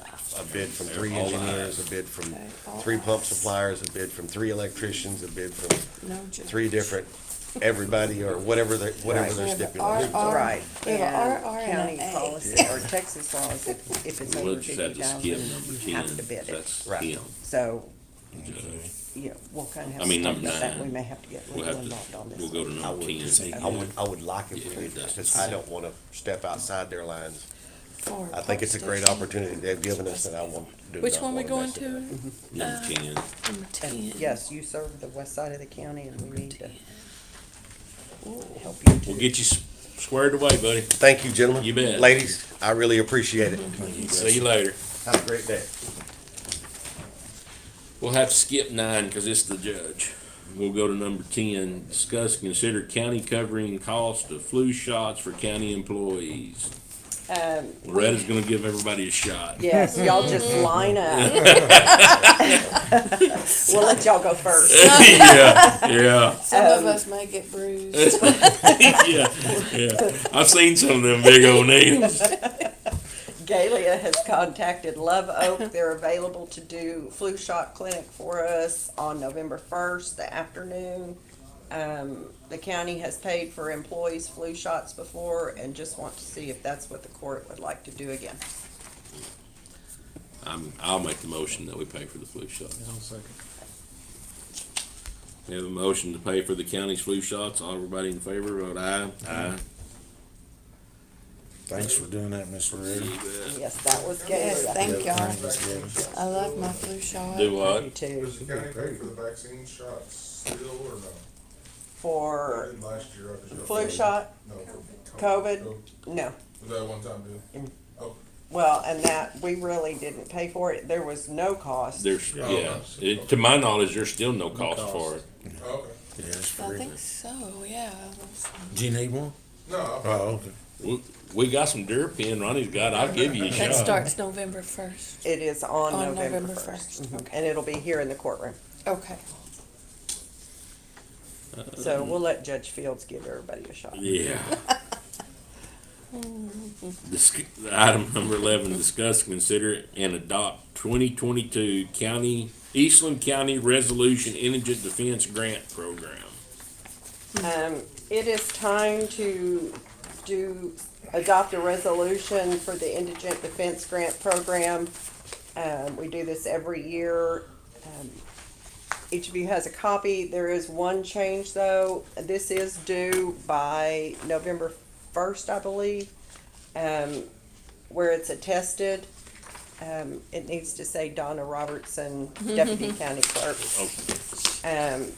But basically, and I'll just kind of read over it and put it on record. Whereas under the provisions of Texas Government Code Section 79.037 and Texas Administrative Code Chapter 173, counties are eligible to receive grants from the Texas Indigent Defense Grants Commission to provide improvements in indigent defense services in the county.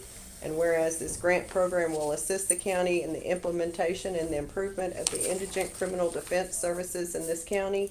And whereas Eastland County Commissioners Court has agreed that in the event of loss or misuse of the funds, Eastland County Commissioners assures that the funds will be returned in full to the Texas Indigent Defense Commission. Now therefore be it resolved in order that the county judge of this county is designated as the authorized official to apply for, accept, decline, modify, or cancel the grant application for the Indigent Defense Formula Grant Program and all other necessary documents to accept said grant. And be it further resolved that the county auditor is designated as the financial officer for this grant. Can we have a motion to accept the resolution and allow the judge to sign it? Accept or adopt? Adopt. Adopt. Good job there, Don. Yeah. Yeah. Motion. Second. Okay. Andy. We have motion to adopt a resolution and allow the judge to sign it. All those in favor vote aye. Aye. Item 12, discuss, consider requesting auditor to audit sheriff's seizure account. I was told I have to ask y'all's permission for the auditor to audit the seizure account that's required by the Attorney General. Yeah, the way it's written Yeah, is that it's they have crazy. to request the court to So request. can the auditor audit the account? I'll make the motion. Thank you. We have a motion to allow the auditor to audit the account of the sheriff's office, chapter 59 funds. All in favor vote aye. Aye. Discuss requesting, number 13, discuss and consider requesting auditor to audit constable, chapter 59 funds. That's for both constables. Okay. Constables 1 and 2. Motion. Second. We have a motion Motion to what? to audit To audit. the constables, constable 1 and 2's chapter 59 funds. Okay. We have a motion and a second. All in favor vote aye. Item 14 is discuss, consider requesting the auditor to audit the DA's chapter 59 funds. Motion. Second. We have a motion and second to ask the auditor to audit Okay. the chapter 59 funds for the DA's office. So everybody in favor vote aye. Aye.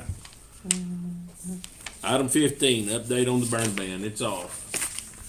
I think we had a fella in here a while ago, Miss Kathy was wanting to put it on. The feller about the burn ban, Was he wanting it on? Yes. I make the motion, put the burn ban on. Okay, immediately, right? Yes, sir. We have a motion to put the burn ban on immediately. Got a second? I'll second. Have a second. All those in favor vote aye. Aye. I guess you'll have to do an order for the judge to sign. I'll get it together. Item 16 is personnel reports. Each of you has a personnel report. The time period for that report is not October 1st through October 31st. It's through the 13th. Close enough.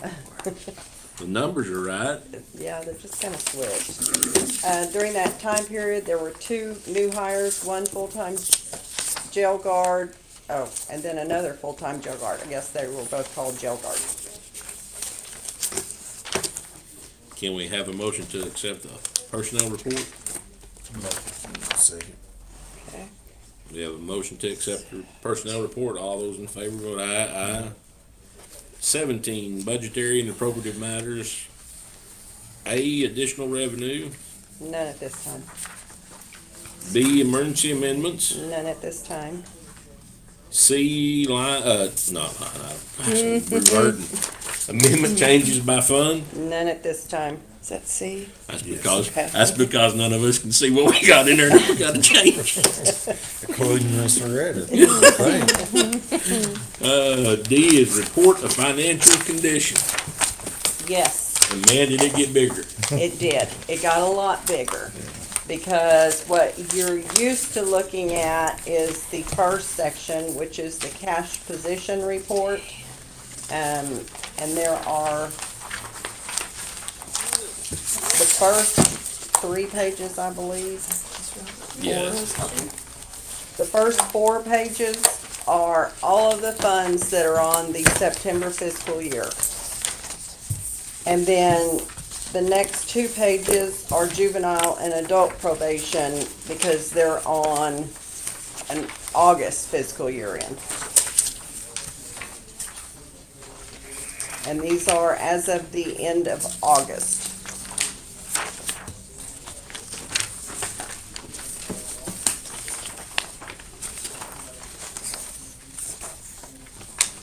And this report shows the beginning cash value, revenues, accounts payable. I do like this, that y'all can see what came from accounts payable and payroll.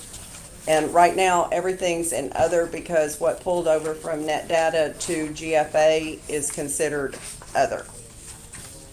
but in the future, the reports should start showing accounts payable and payroll. And then ending cash balance. And it is by fund.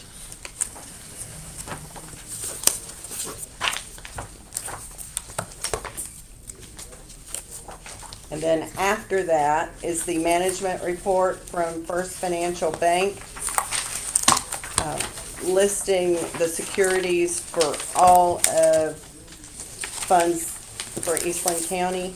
And on page 2, the one line is the total pledged market value, $10,058,997.05.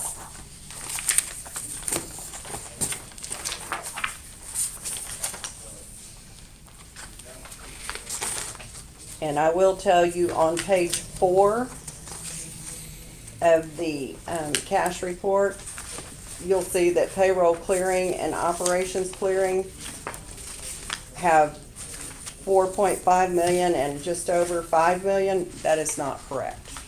So the total at the bottom is actually almost 10 million too much.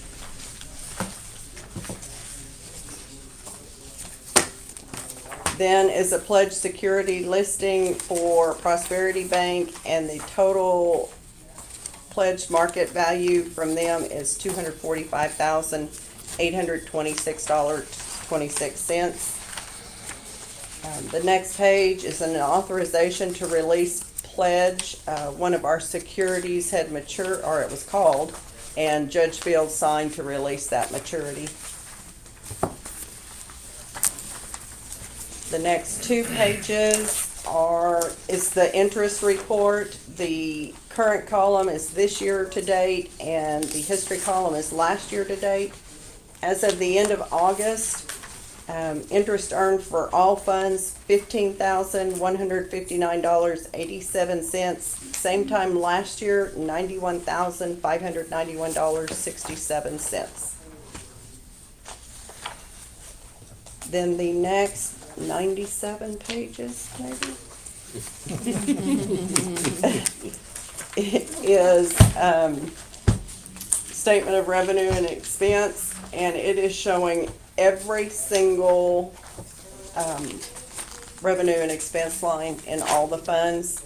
It's showing budgeted revenue, and this is, again, as of August, what was collected year to date, over and under budget, and percent of budget collected. And then on the expenditures, it is showing you the annual appropriation expenditures through August 2021, expenditures year to date, encumbrances year to date, over and under budget, and percent of budget expended.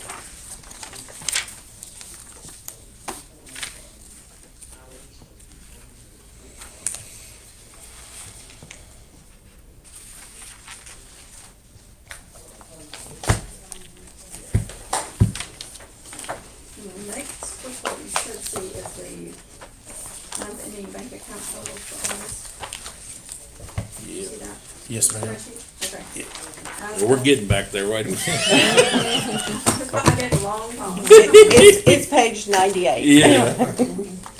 So as of August 31st, 2021, the amount of cash and other assets in the custody of my office was $9,806,910.96.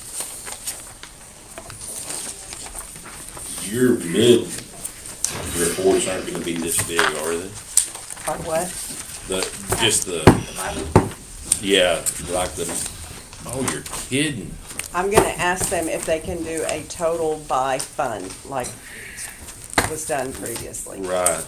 Yeah, I didn't even do a bi-weekly. For one thing, this is not reconciled, so Yeah. I didn't even do the bi-weekly. Well, that's what I mean, wow. I'm gonna need a bigger filing cabinet.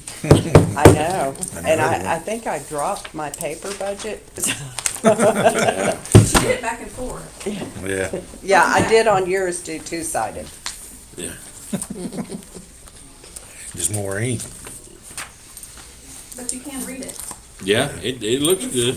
Way bigger. Yes, I do like the way their report this report prints, but I will see if they will do it total by fund. Can we have a motion to accept the financial report and sign the affidavit? Motion. Second. We have a motion to accept the report and sign the affidavit. All in favor, vote aye. Aye.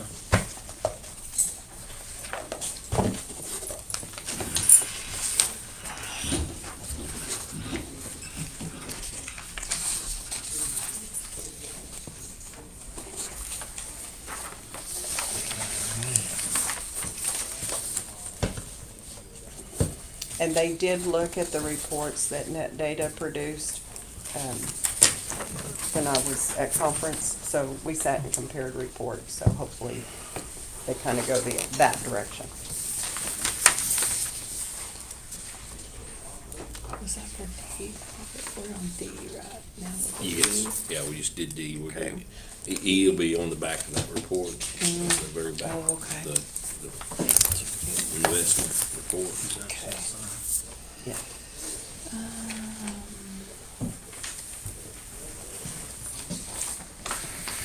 Actually, he's out right now, so he won't sign, will he?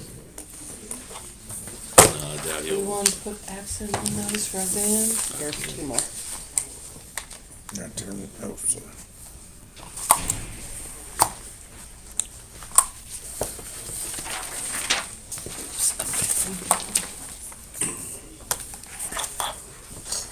I need to learn how to sign like Robert. He's beating me. All he does is slash through it. There ain't no signature. Is it, Miss Donna? No, it's just, Yeah, I may go. Let me go back through to see if I ever gave my signature to you through the years. Don't bring it. let's see. Was that the last one? Yeah, that was the last. Yeah, you have to fill out the date here. Okay. Here. Oh, okay. What is it? Today's the 25th. 25th. Here comes Thanksgiving. I know, right? Where has this year gone? Well, I'm telling you, mister, it is gone. I was so excited it was a new year. Yeah. We get all that one. Yeah. All we gotta look for is all the good food coming And out. that was yours. Okay, thank you, ma'am. Thank you. Okay. E, investment report. Yes, you have the August investment report. There's two sections now, general fund and American Recovery Plan Act funds. You'll see certificates of deposit with First Financial Bank first. There are three. One Shirk Bank CD, one Texas Bank CD, one Prosperity Bank CD, Texas Class, Texpool Prime, and Texpool. The rates had gone up just a little bit in those accounts. The American Recovery Plan Act funds, the certificates of deposits, I didn't have them on the July report, so I started with a zero balance and then showed that we moved money into it, but it was actually done in July. And then Texas Class.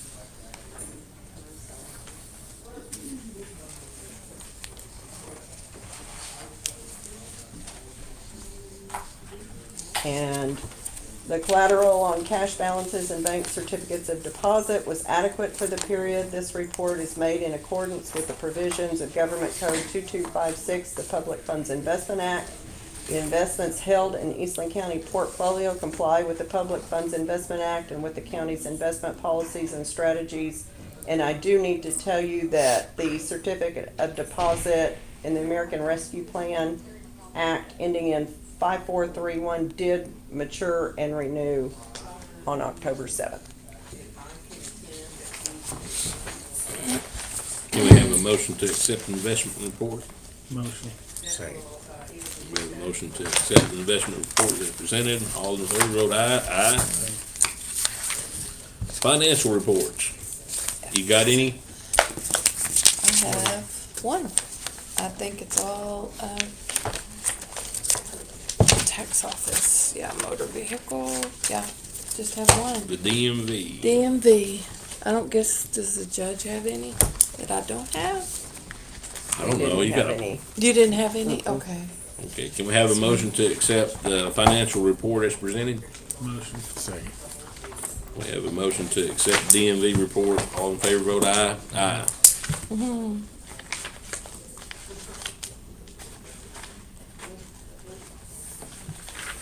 back and table that one. I guess let's go back and, we really don't have to take any action on it. I guess we could table it because it's on every agenda until we get them all in.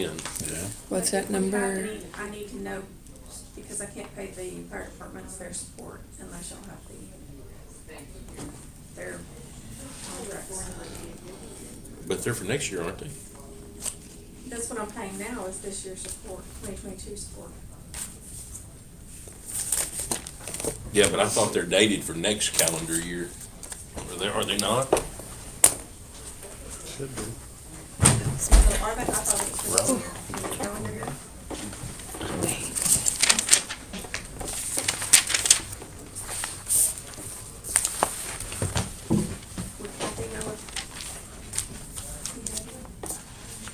I bet he ain't got it. Seeing that? Oh, yeah. No, that one. Yeah.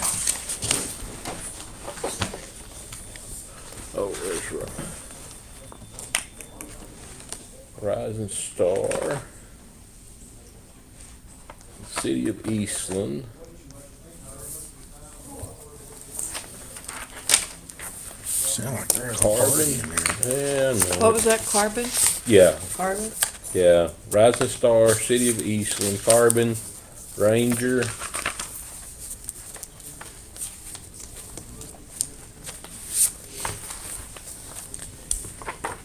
Thought Alden turned theirs in last time. Yeah, they turned theirs in last time.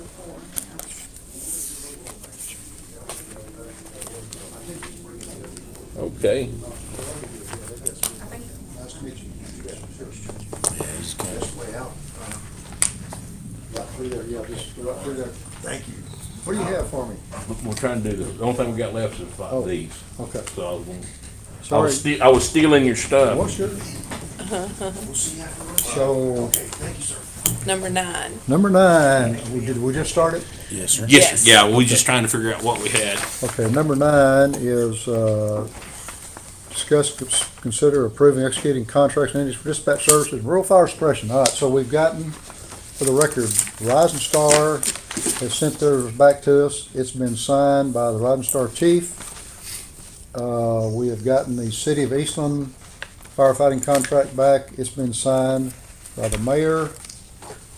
And we've gotten Carbon Fire Department contract back, and it's been signed by Chief Forbes. And we've got Ranger VFD firefighting contract signed by Chief Fox. And then we've got the dispatch interlocal agreement. Let's see which ones we have back here.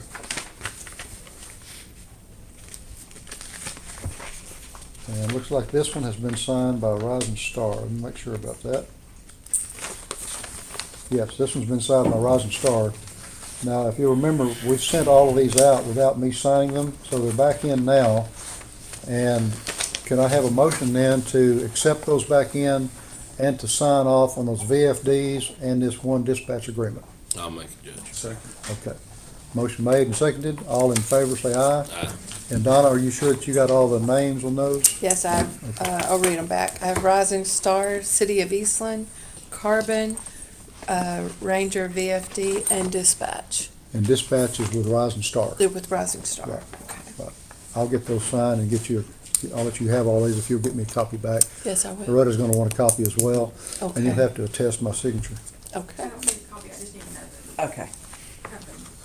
Let's see. Oh, I'm sorry, I've got another one here. Oh, This is also dispatch with City of Cisco.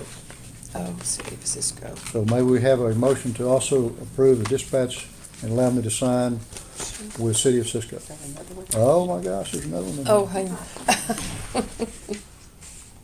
And City of Eastland I had City of Eastland. For dispatch. for the fire, but not for dispatch. Okay, for the City of Eastland for dispatch. Let me Okay. go back through, make sure you have them all. Yes, we might Okay. do that. All right, so let's look at dispatch again. I've got dispatch with City of Eastland. Mhm. I've got dispatch with City of Cisco. I've got dispatch with City of Rising Star. Okay. You have those three? Mm-hmm. And then the fire departments, I think you were right on, but let's make sure. Okay. I've got fire department with Ranger, Ranger, fire department with Carbon, Carbon, fire department with City of Eastland, yes. Fire Department with Rising Star VFD. Yes. Okay. Okay. So we had the motion to accept and sign off on, what were you calling them? The reports? The contracts. The contracts. And that was by Robert and Andy. So let's make sure we have all of them in there on that one motion. Okay, Yeah. on the one Okay. motion? Yeah, Okay. Let's modify it. Can we amend Yeah, it? we can amend it To include all everybody. those we just Okay. named? Yes. And do we have a second on that? Yeah. Okay. Yes, Robert and Andy.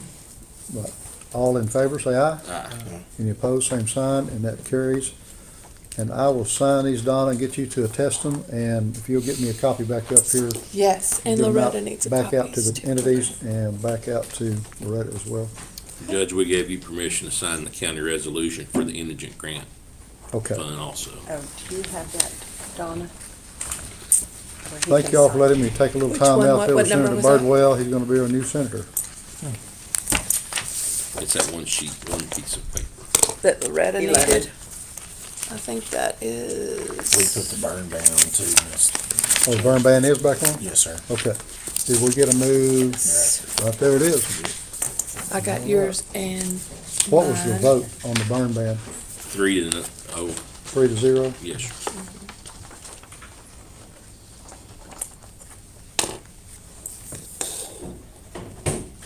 Okay. And if you will attest that, Okay. There's two of those for you to sign. Oh, that's on the burn ban, okay.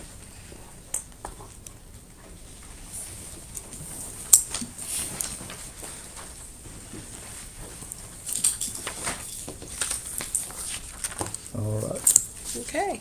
All right, what else do we need to cover? And again, I'm sorry for having to step back there. I think that's everything, Judge. The only other thing we'll tell you is you should have had a piece of paper laying there that was just a seat deal from westbound, and that's it, right there where you hand. Which one? And we voted, EHT? yeah, we voted to do the number 2 project thing they had there, that, 305, I believe, Judge. yeah, That in there.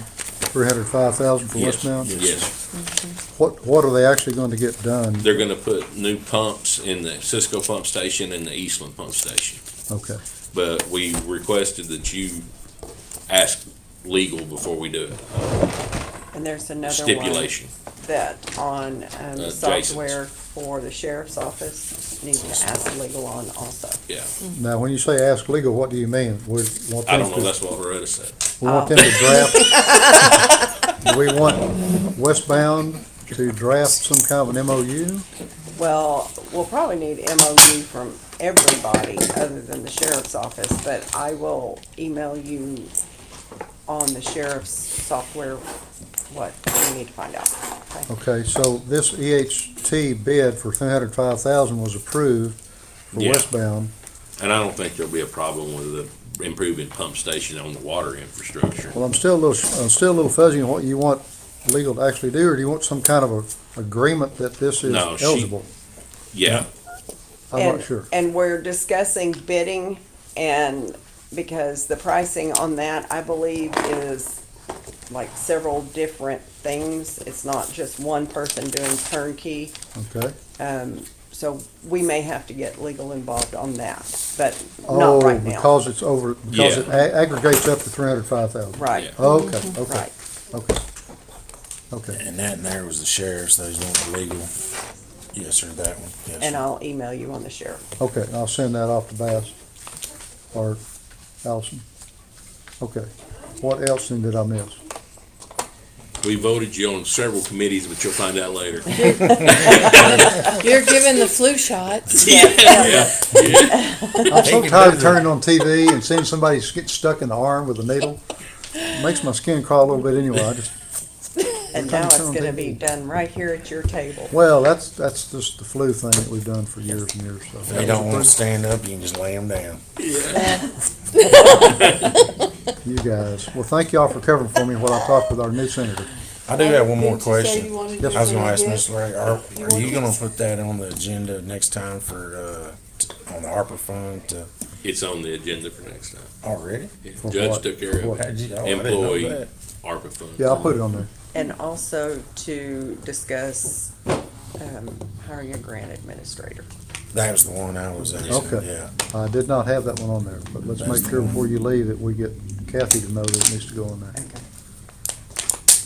Sometimes these things come in so hot and fast, that it's hard to keep up with all the requests for agenda items. So the burn ban is back on. Okay, it's probably a good idea. It's gonna be raining Did we Wednesday, so I wanna make sure. it Not gets- yet. We haven't left Like yet. California just got though, dude. Boy, they Oh did. my They got goodness. Wow. What is it? Okay. I make a motion, we adjourn. We have a motion before us to adjourn. Do we have a second? Yep. Say it. Okay. All in favor, say aye. Aye. He said something. I wasn't sure what it was. I believe we are adjourned. Good. Thank you. All right.